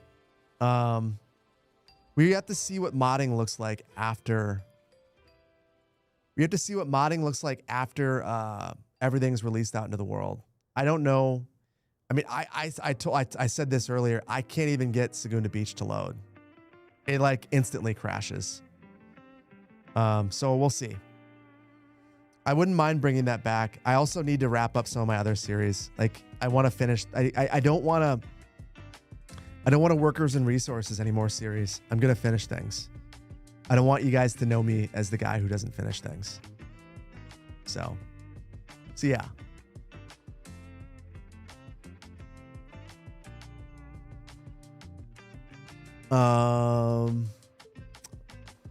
Yeah, I'm not gonna get bummed about Saguna Beach until it's broken. It's actually broken. I'm not gonna be bummed yet. But yeah, so far it's not looking promising. So far it's looking incredibly not promising. It's looking very sad. We'll see. Okay. So the next thing I want to do. So you guys, you wanted bridges. I gave you a couple bridges. Cool. You saw the movable bridges. You saw the suspension bridges. Neat. There's the double dozed bridges, which I don't really like. I'll just call a spade a spade. I think that they're fine. So they're all these combination bridges. I think they're difficult to use in a vanilla game. I feel like they look a little weird. Maybe I'm weird about that. But yeah, there's these. Some of them have trains. Some of them have, like this one is 4 lanes, pedestrian at the bottom, 2 lanes in the top. Cool. I mentioned this earlier. The limitations of the bridge mechanic, I think, are incredibly apparent. I wish that the game would embrace how modular it is. Road Builder allows you to do so much with roads, and I can just imagine a bridge builder that does the exact same thing. Imagine if you just could choose the shell of this bridge and then decide what you want inside of it, whether you want a highway or a 4-lane road or a 6-lane road, whether you want train tracks on the side. I just feel like the game probably could do it, and it just doesn't. So I think that's a bit of a shame. And for some of these bridges, you can upgrade them. So you can like, I can't use the replace tool for this. Some of the bridges you can for certain segments, which makes placing the edges like this. If I don't want to have that and I instead want to end it like this bridge allows it. These bridges do not. And it might make sense for these, but for some of the other ones, like the arch bridge also doesn't allow that. It's kind of weird.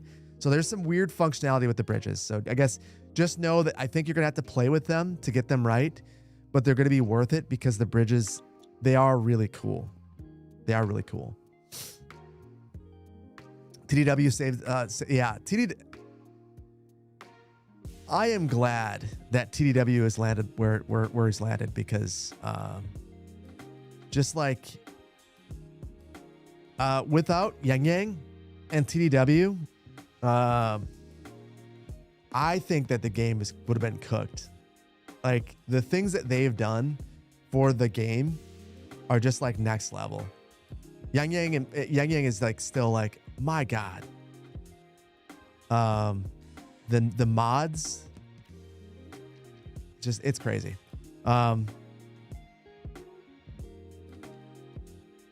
Manifested a bit more money because we got some things to do. I want to build over here. While we're chatting, here's what I'm going to do. I'm going to link up. We'll get rid of this bridge. We're going to link up our suspension bridge just so we can build some stuff over here. And then we're going to build a ferry. And I really like the ferries. I think the ferries, I think I could say this. And if I can't, I'm going to beg for forgiveness. The ferries were not in the initial build of bridges and ports that I saw. And I think the ferries are probably one of the better additions. They've done a good job implementing them. I wish they would have gone a bit further. The ferries can't carry cars, for instance, or goods. And if they could, it would allow you to make a fully... Hold on. Poplar, have you done this?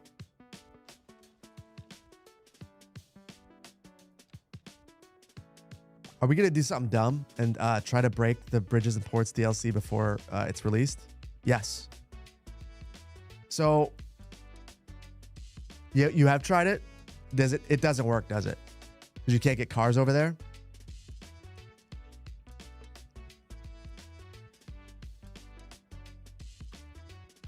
No? Ah, bummer. So, yeah. Unfortunately, I really wanted the ability...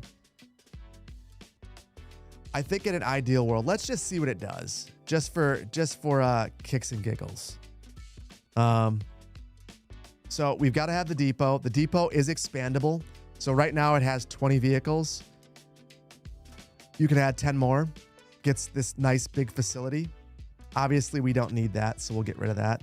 But the way that this is better than Cities 1 is there's a number of ways. So you can place the ferry terminal if you want. So in this city, at the heart of the city, maybe we place this ferry terminal.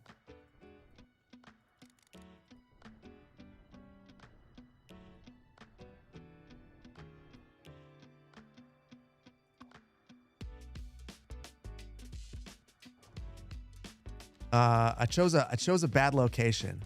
Thankfully, Revo's got me covered.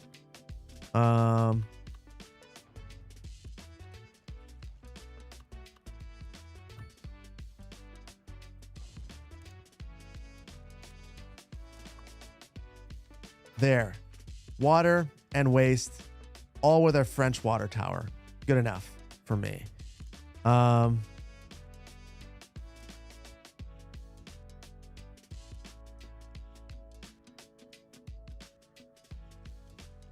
So back to the ferries.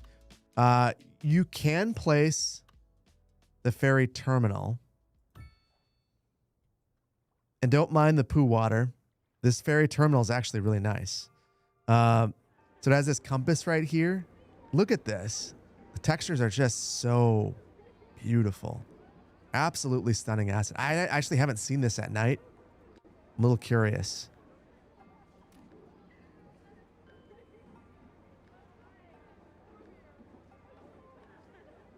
Look at that. Look at the light work. They kind of nailed it. The ferry terminal is super pretty. So here's the ferry terminal. To get this operational, it's just like the fishing industry. You have to build the pier. So you extend this out, and when it gets far enough, you get these attachment points. And then we have to have a place to go. So I know that this isn't going to work. Or it'll work, but it won't work well. Maybe it won't work at all, actually, now that I think about it, because you have to have goods delivered. This might fail. This might just entirely fail. We'll add this key wall here.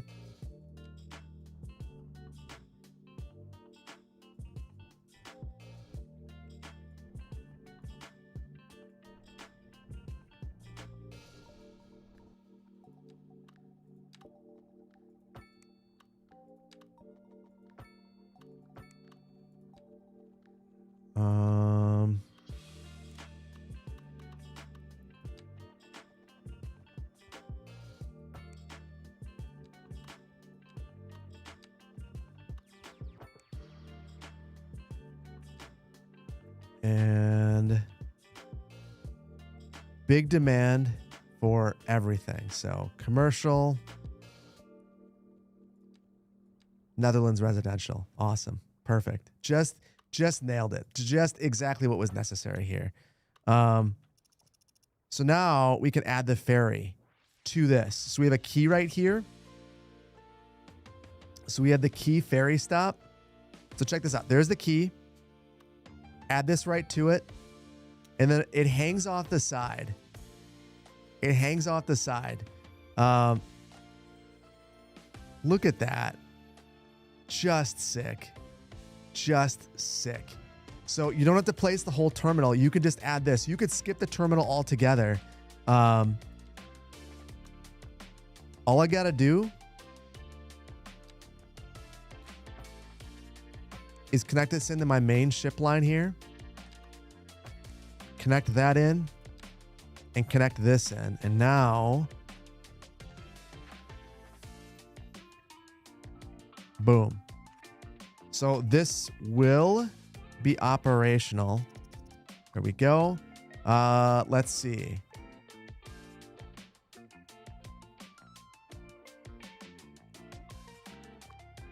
No additional ferry vehicles. So it's just this one, which is fine. And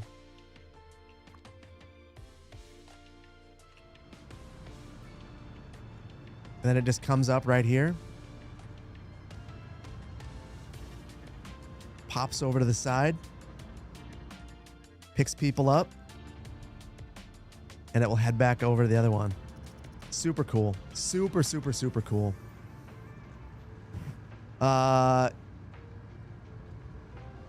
You're probably going to try some custom ferries?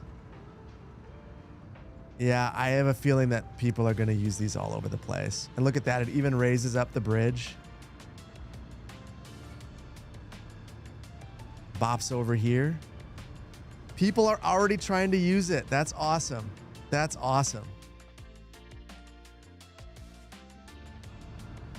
Great. So this one's working. This area is going to fail though, I think, because there will be no cars and there's no way to get goods over there. And now so none of these buildings should actually level up, because to be able to level up, you need to have timber and concrete. So these are just stuck as they are. But looks like people can walk around over here. You know, gosh, this makes me wish just garbage collection. If we just had garbage collection, you could have a remote park or a prison.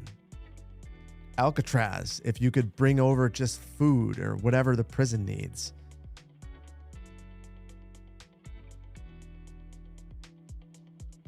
Wait a minute.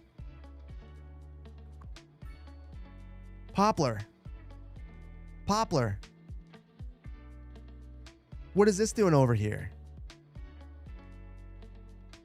All those Dutchies with their trucks. The Dutchies are so obsessed with their trucks that they bring them to this little island over here that's only accessible via ferry. I don't know how that got there. I have no idea how that got there. It's only one. Oh my God. I do not know how that got there. Someone brought their pocket truck. I get it. I get it. Everyone's got to have their truck. I have no idea how that worked. These businesses also have goods.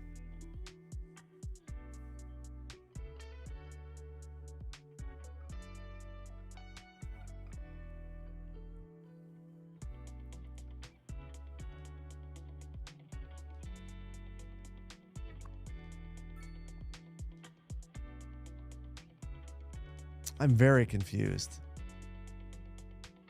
I am that should not have worked. I was just messing around.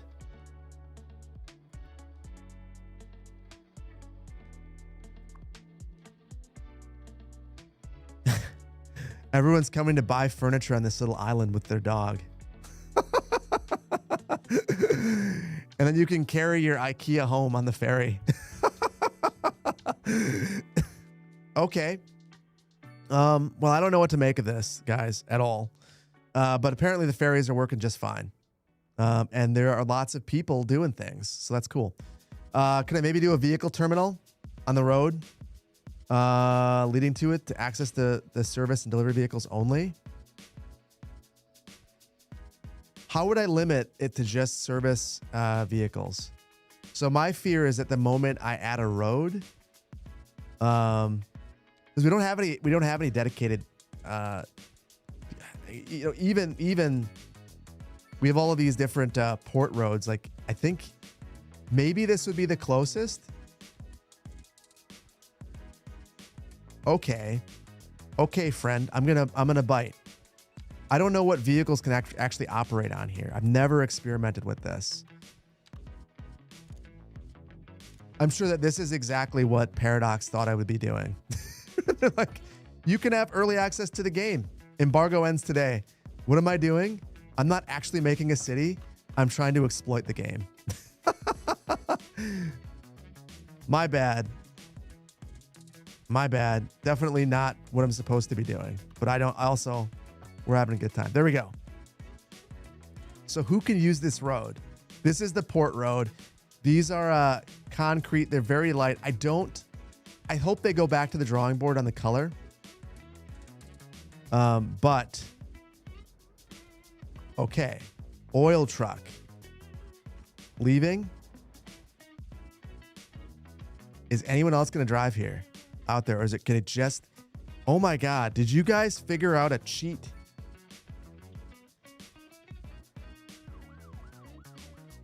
Ambulance.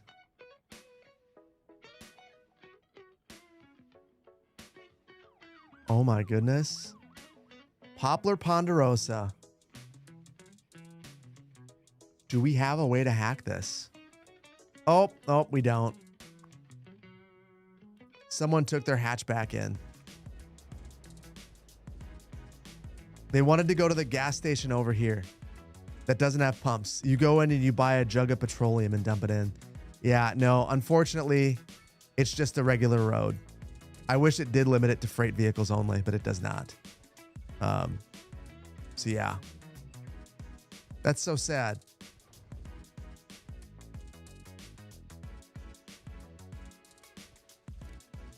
Stop it, people. We're not doing that. There's one more thing. One more ferry thing I've got to show you.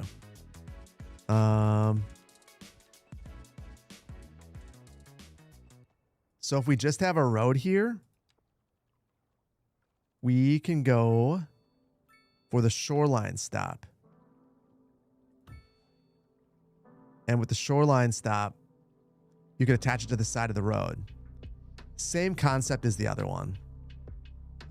It's just if you're from Vancouver or, Seattle or any of those sorts of cities, I think that this is going to make it so that you can recreate your home a little bit better. There's obviously some missing stuff. I hope they expand upon this idea because, man, this is such a good implementation, but there's just a little bit more they could do to make this that much better. Are tunnels fixed? They're just as janky?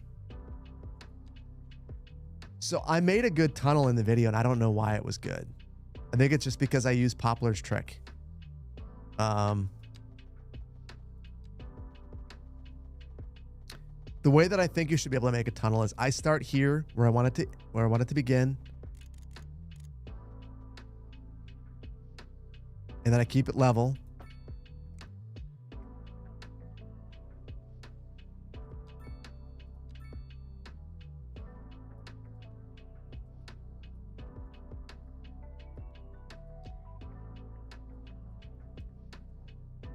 That was really easy. I don't know if I just got lucky. Poplar, yeah, have you noticed that it's like in good shape? Yeah, I like boom. But also like is it fixed or am I just getting better at it or am I getting lucky? I don't really know. It wasn't okay, hold on. Get it to level. Holy crap. I think it might be fixed. I think it might be fixed. I'm not doing a lot to control it, but like, if I could do that every time, I am like happy as a clam. That's good. That's good. I can work with this. They fixed water, but how would that fix it? Oh, wait. Oh, are you telling me that the water underground was creating issues with the tunnels, Revo?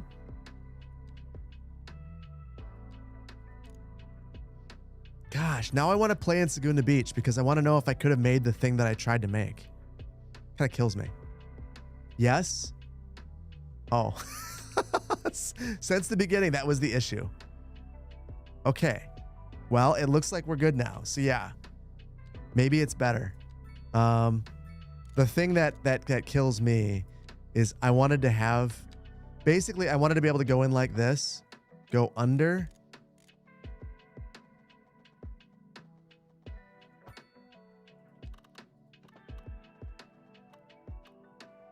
and then like, oh my goodness.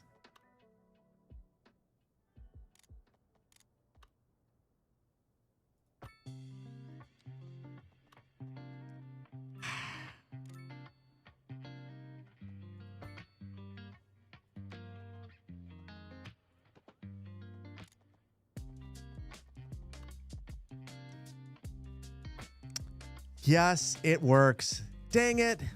Dang it. I just did it too soon in Saguna Beach. Dang it. This is so easy to use now. Gary, yes, good news. Tunnels are good. Tunnels are good. It's actually kind of fun to use. So yeah, tunnels are big W. I feel like I need to update my video now. They didn't even talk about this. And cool. So much easier. Longest ad ever? I'm sorry. I don't have a button. I should add a button. Yeah, there's no way in the previous version again, there's no way I could have done that. And that was like 30 seconds of time. I was able to get underneath and create something. I mean, this is I kid you not. That is exactly what I tried to recreate in Saguna Beach. I wanted to go next to Saguna Vines and basically have that loop inside of the hillside, then come out the other side and go along the side of it. But I tried it. I want to say it was like 8 or 9 times in like an hour worth of time. And I was just like, you know what, guys? I'm just done. I'm just done. Had enough. And now it's super easy. So yeah, it's a bummer. Or no, it's not a bummer. It's a bummer that I couldn't do it before, and I'm happy that I can now. That's cool.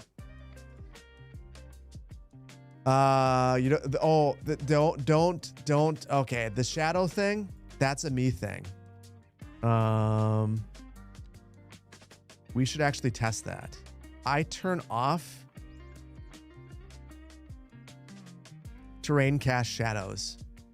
Terrain cast shadows, Teddy does that weird thing with the key walls and everything. So hold on. I shouldn't have deleted that so quickly.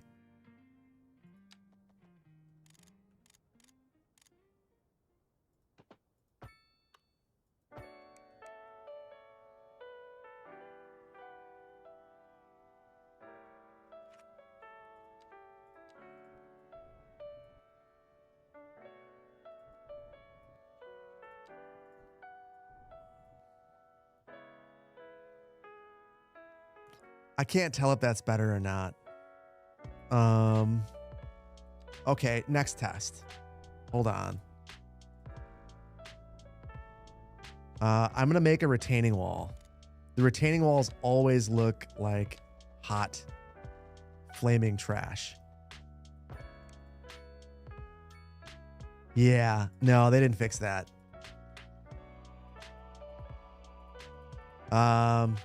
Teddy, if you don't like seeing this, if this if you don't like seeing this madness, for all my videos, what I do, besides not doing that, If you turn off, you have to go into advanced options underneath shadows. Terrain cast shadows. It looks a lot flatter and not as good as it should, but I think it looks better like this than having that ugly shadow that's like all broken and jank. But you do lose some of the good ones too. Like this one looked pretty good. This one looked terrible. Yeah. Roller coaster right there. I think it's beautiful. This is the perfect kind of road. Don't worry about it. I will say though, you know, creating that harbor in the Ultimate Beginner's Guide, I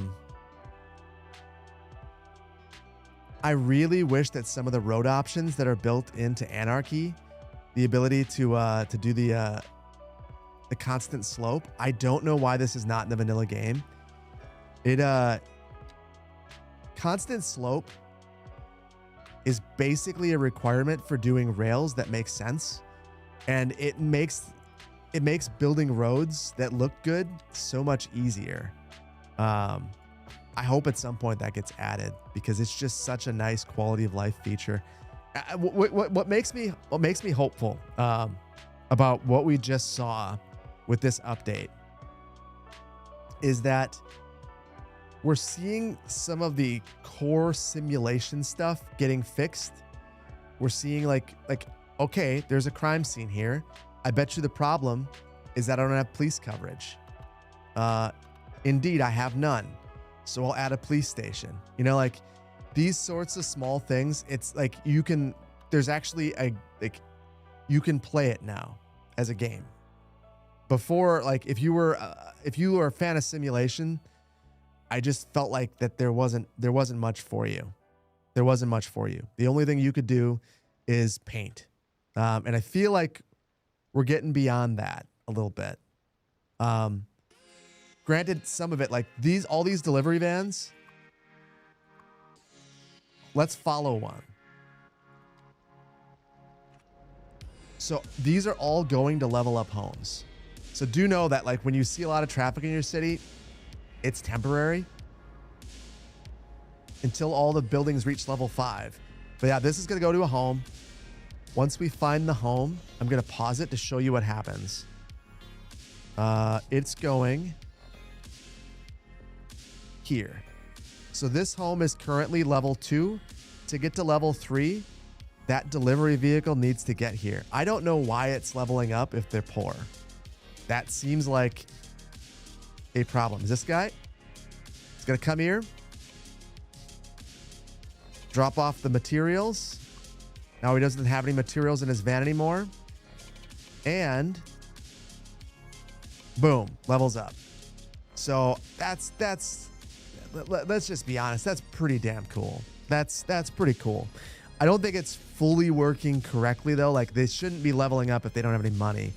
As I understand it, you're only supposed to level up when you have extra money to invest in your home. So I don't know why this family that doesn't have money is able to do that. Double selected. That's sick.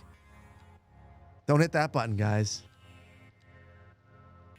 I don't know how I'm making that happen, but yeah, not good. Anyway, interesting. That's the way it works now. Maybe they won the lottery. Yeah. Oh, look at that. Interestingly, now their wealth isn't wretched anymore. Now they're just poor.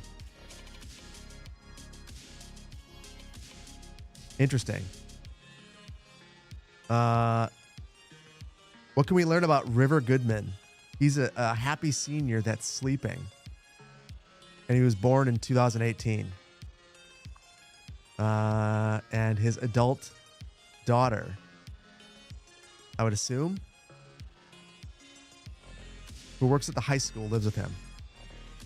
Cool. Raid. Oh, Adrian, thank you for the raid. Welcome on in. Raiders. How you doing? We're just experimenting with the Bridges and Ports patch for City Skylines 2 that comes out in 2 days. Got a little bit of early access, and we're having some fun. Yeah, welcome on in. How you doing? How you doing? What were you guys streaming? Let me see. I'm curious.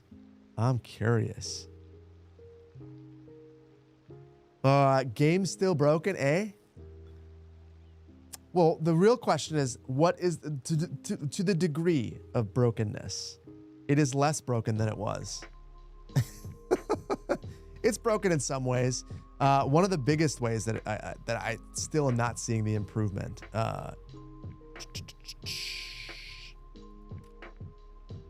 Yeah, this is still crazy. The trade screen is still absolutely insane. It makes zero sense. But other stuff makes sense now. So yeah, the production screen makes sense. Raiders, welcome on in. We're playing some City Skylines. We play a lot of city builders around here. My name is Phil. Run the YouTube channel City Planner Plays, and this one too. Welcome on in. We try to keep it cool and chill, and sometimes we get to do cool stuff like take a look at this this patch and try to mess with the game. We've been doing lots of weird stuff like testing out bridges, testing out the different industries. Yeah. Mail is not fixed. Any homelessness issues? Hold on.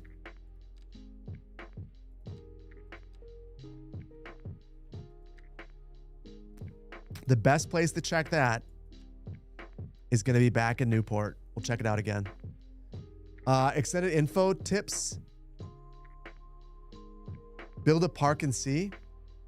Well, I have like 8 hours probably in this patch in this city. 167 homeless.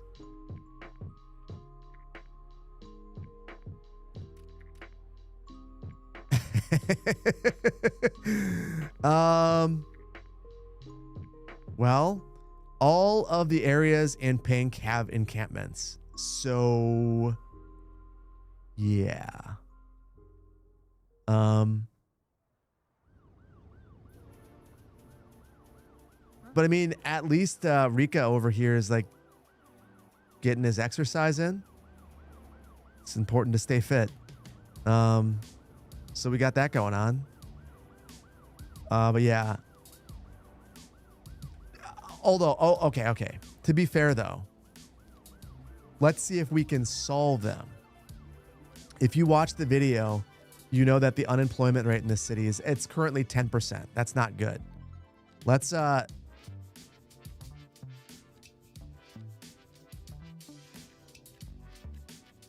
what I didn't want to do in the video.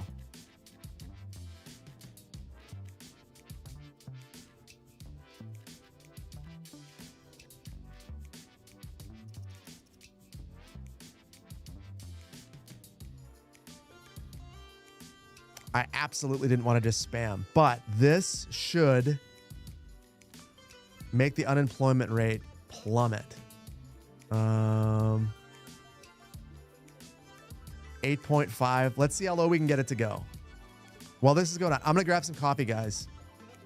At the welfare office. I don't think that does what you think it does. Or maybe it does and I don't know what it does. Noise pollution. Listen, listen, minor details.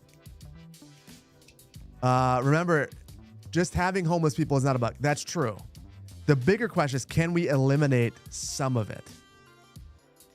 And I don't know. It's not a bug having some. 172 in a city of 24,000.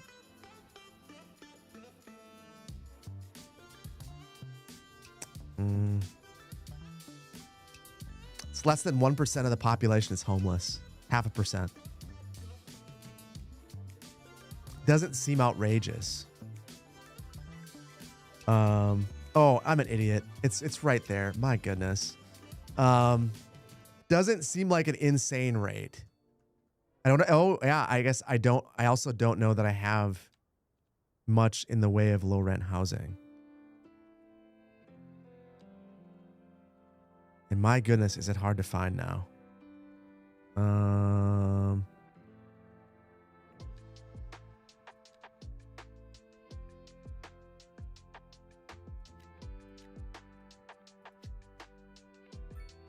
Low rent spam. So let's see.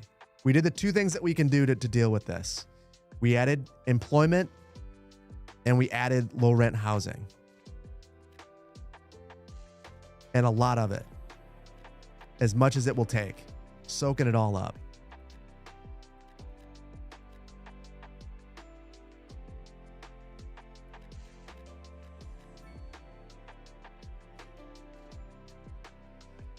Okay. Oh, and you said the welfare office. I can try that too. I can bite on that. I can take the bait. We'll see if this works.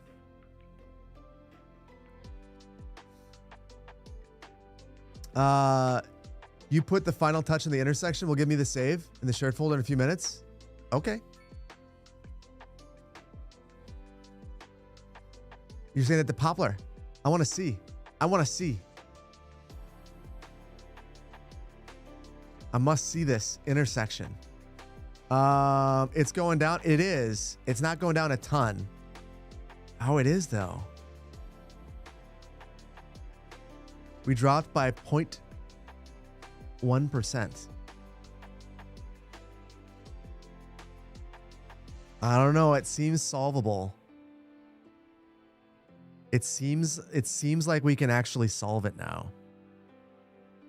I don't know what they flicked, what switches they flicked with this build, but it feels like there was a lot of the game that was just like fundamentally broken.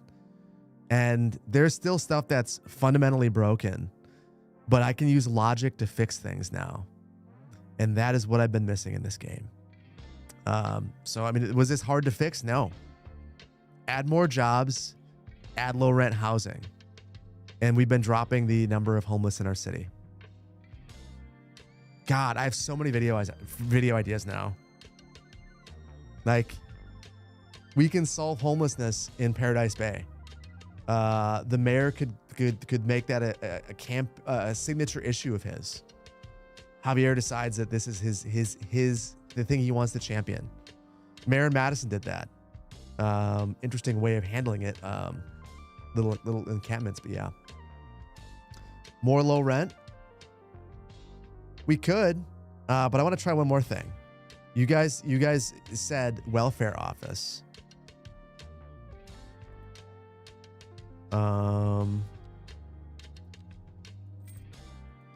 What does this thing do?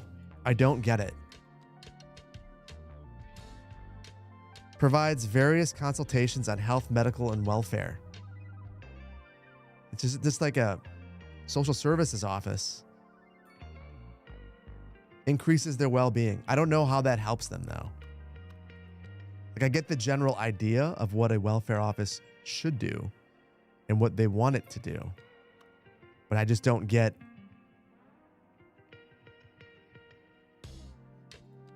Let's go with one that's small that I can just throw anywhere.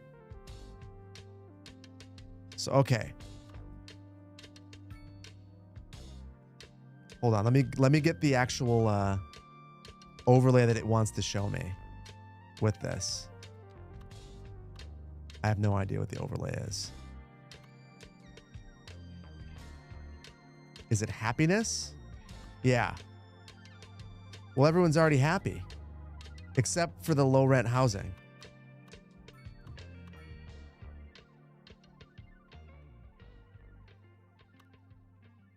Okay. I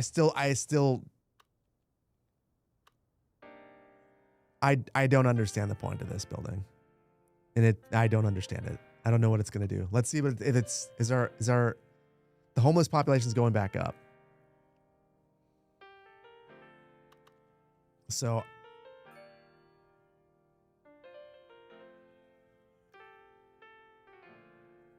I think the welfare office makes people happier. So okay. If I had to venture a guess as to what the welfare office does, your employees' happiness impacts the efficiency of buildings, and they actually have you can actually have unhappy employees now. So if your employees are happier because they have the welfare office nearby, they will work better and you'll be more efficient. So it should increase your tax revenue. Placing the welfare office, they should be able to basically draw a direct line in between placing this in your city and green line goes higher. That is the only thing that I think it could do. I don't really know. Hey, just hopped in. Does the update also bring performance improvements? Anyone in chat? I have no idea. It does not. I will be honest and say I have not extensively tested for performance improvements. I haven't had any problems, but I'm also a really bad test case. Like my computer's ridiculous, so I can't really help with that one. It actually dropped the rate of unemployment. I don't think that's the case though. What's actually dropping the rate of unemployment is all the factories that we built. And then all these are leveling up and they're adding even more jobs. So that's what's actually dropping the unemployment rate. Interestingly, our homelessness rate is actually increasing now. I don't know if folks have realized what a great community this is. So they're moving into the community and trying to find a home and becoming homeless. I don't know. I have no idea.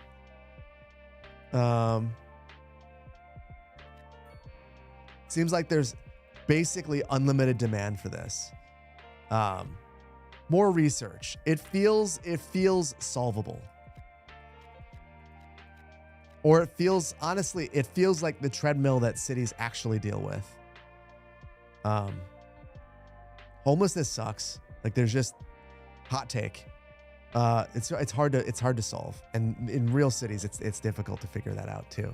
I do feel like we should have a homeless shelter and other social. I feel like the social services should have a better tie directly into homelessness. Like you have this, and the purpose of this building is not just to like make people happy. Like that's important, but the real point of it is that to reach out. Like what I would expect a welfare office to do is to actually send their employees to the park to meet with the homeless residents of the park and try to get them, like try to rehabilitate the things that are going wrong in their lives. So if it's, their welfare is bad, like you're able to improve that.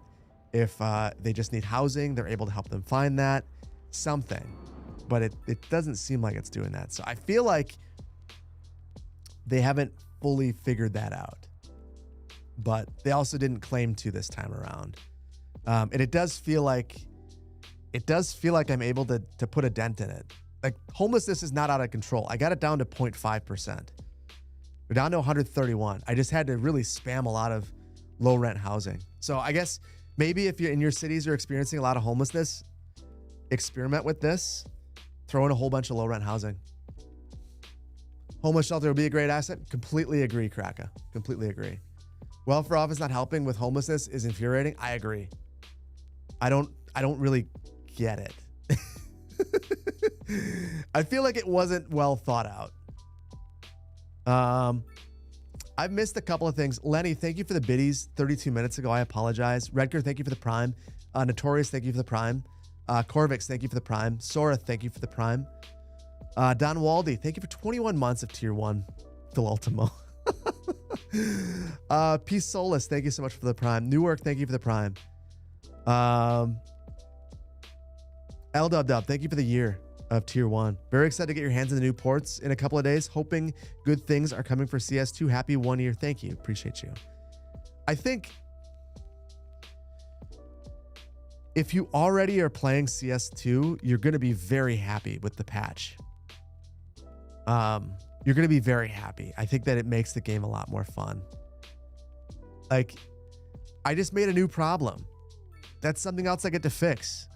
Like, isn't that part of the fun of this game? Like, I know that a lot of you guys are painters, but also, like, don't you want to have problems to solve? Like, don't you want these issues to inform what you're painting. We get that now. That's what I was missing. That was my unhappiness. So I'm happy to see this. I think it's cool. You're all about the simulation, Lenny? Oh, Lenny. Wednesday is a new day for you, my friend. Is this map naturally flat like this, or did I landscape? I didn't do much well, okay. I made this, but this is the way the map normally looks. Palm's Time put this together. Awesome map. One of the best maps in the store. You'd have a tough time finding a better map than this one. Am I using mods, or is this just what came in the DLCs? The mods, I do have a couple of mods in here. Give me a second. I'll show you what I have. I should have talked about that.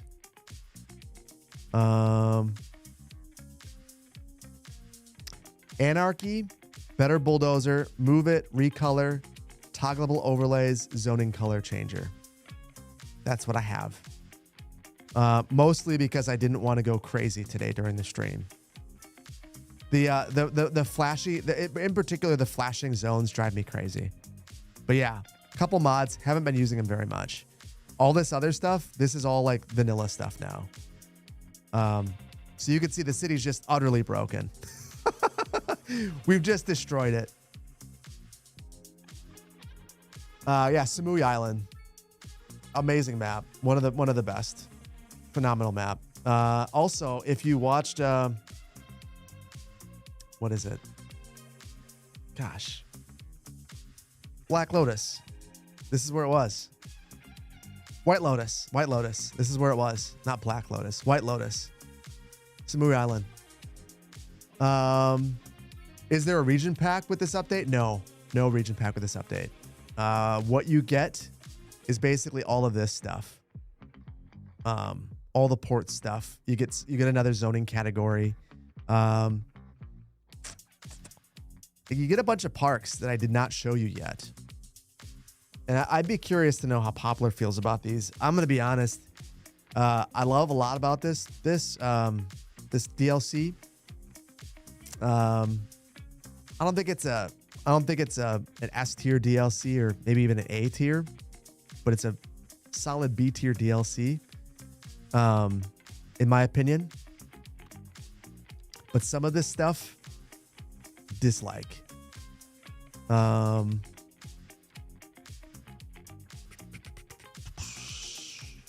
Where this don't have enough points. Okay.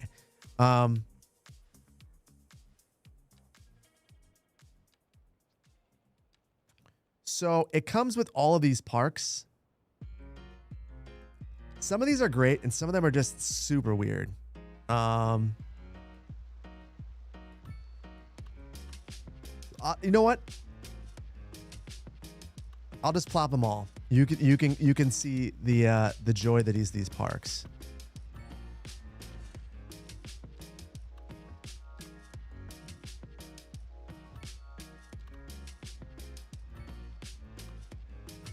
So this is another one of those things that, after they had more time to work on the DLC, they were able to add these. This, I don't know the exact size of this. Let's see.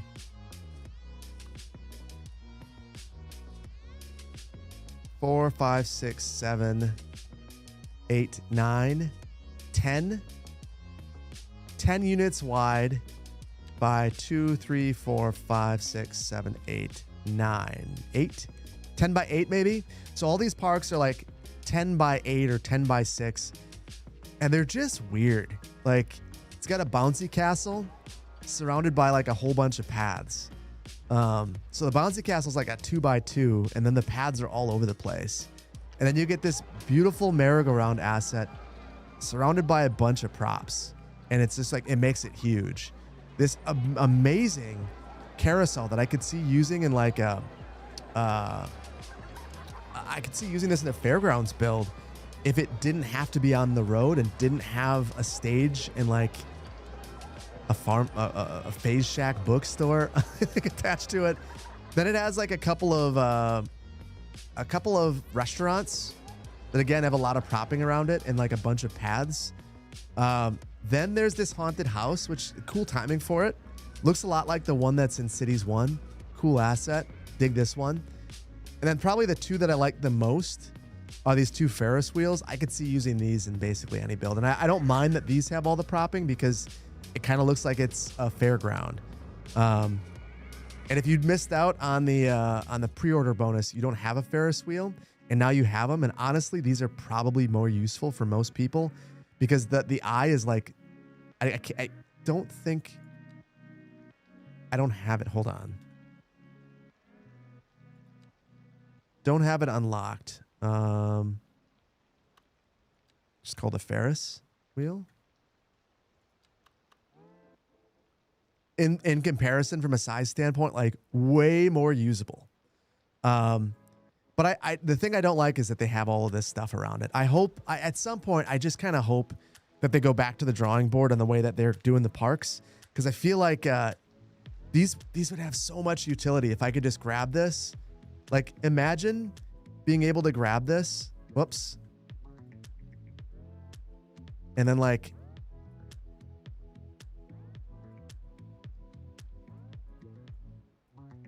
ooh, boy. I am doing some ugly move it things. I don't know. This must be it's the new version. I don't know what I'm doing. Anyway, you get the point. You know what? Better yet, built-in move it. Control R.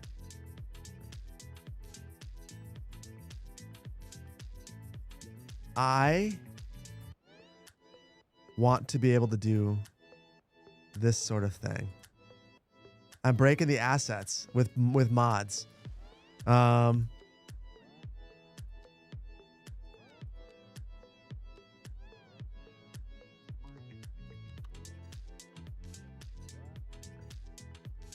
I want to be able to do all of this sort of thing, and it's going to be possible. People are going to get super creative and figure it out.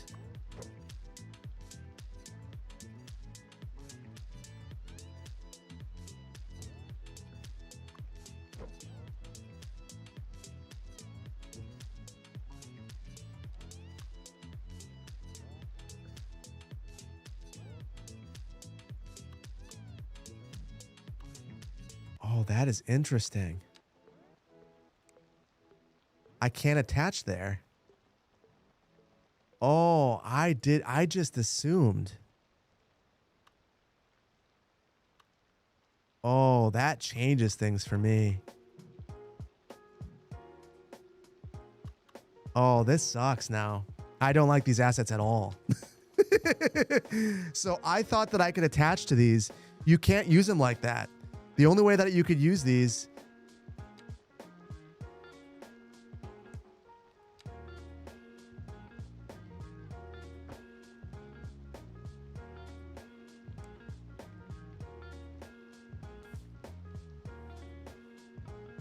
No, I don't know that it's buggy.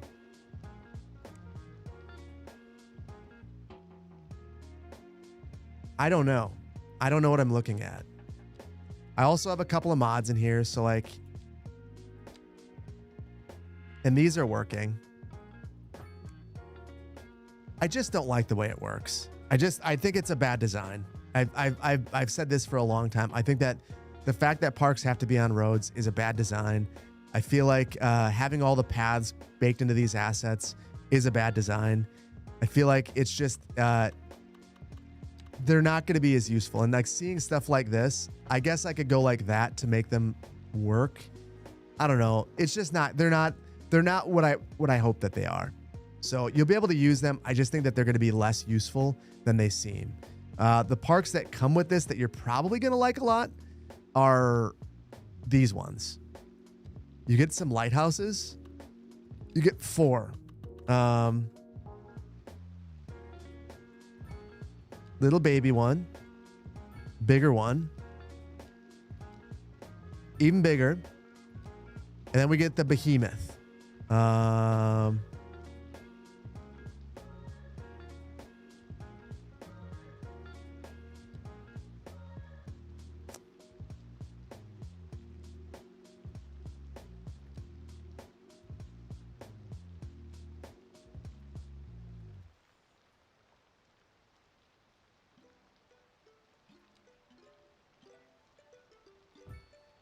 Old lighthouse.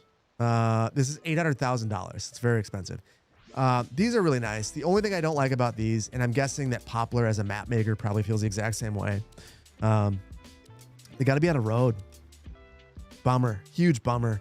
It means that you can't grab this. And like, I just want to place it here. And it needs water and power and all that good stuff. We also can't just have like a ferry coming. I want to have a ferry that comes to this. But yeah. One of the landmarks has add-ons that don't need. Whoa, whoa, whoa, whoa. Hold on. Shut the front door. Hold on.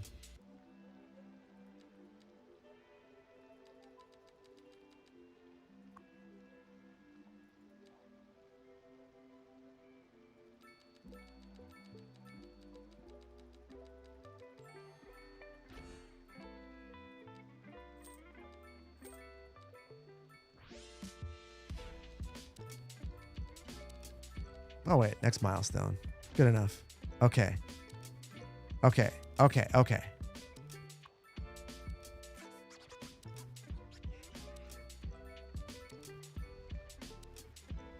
Oh, I see what you're saying, Q.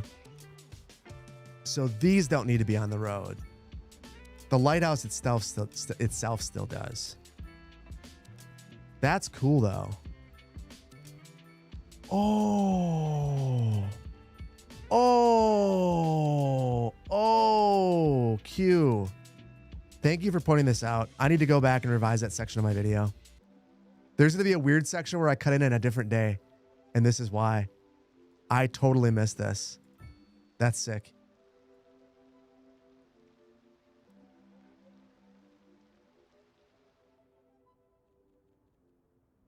Hold on.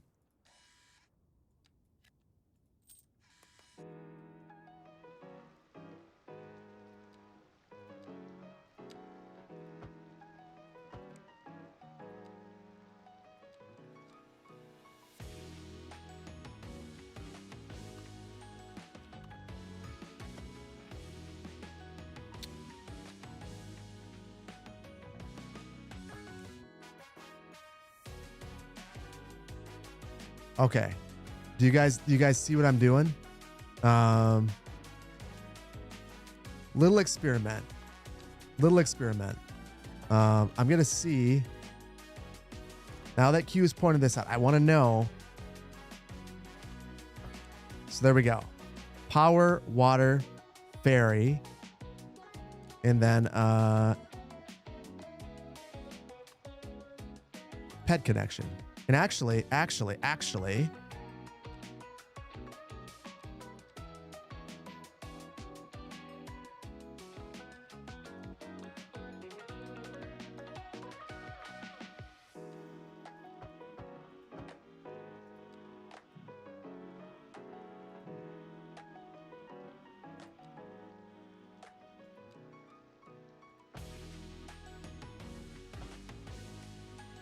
Oh, that is a thing of beauty right there. Don't worry about the way that looks, guys. Okay.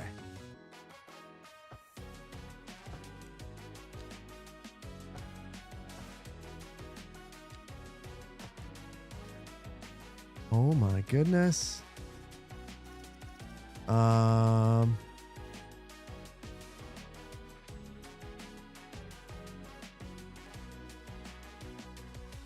I think this is going to work.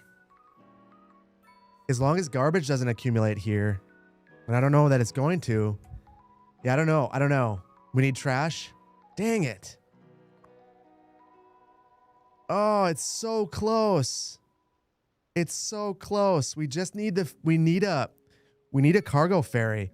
Was it, who put together that mod? Was that Algernon? Cargo ferries for CS1?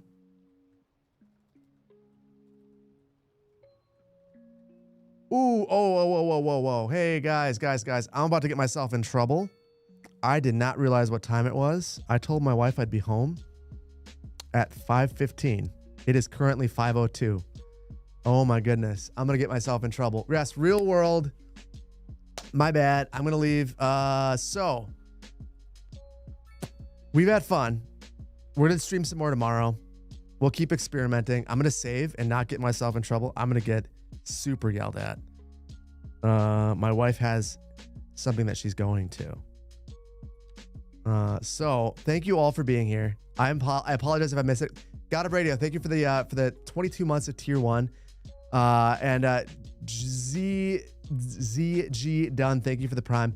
If I missed anybody and anything, I apologize. I'm gonna get I cannot get my wife mad at me. We're not doing that. So I'm gonna say goodbye to YouTube. Goodbye, YouTube. Twitch, we're gonna raid somebody. We're gonna spread the love. I think you go and hang out with Moose. It's the year of the Moose after all. So guys, thank you for being here. I apologize for the abrupt ending. I just have a prior commitment and I can't miss it. So I'm gonna go. See you later, guys. Don't leave Twitch. Don't leave. I'll be back tomorrow. Both places. Goodbye. And we're gonna raid. I have to run, so I'm gonna apologize immediately.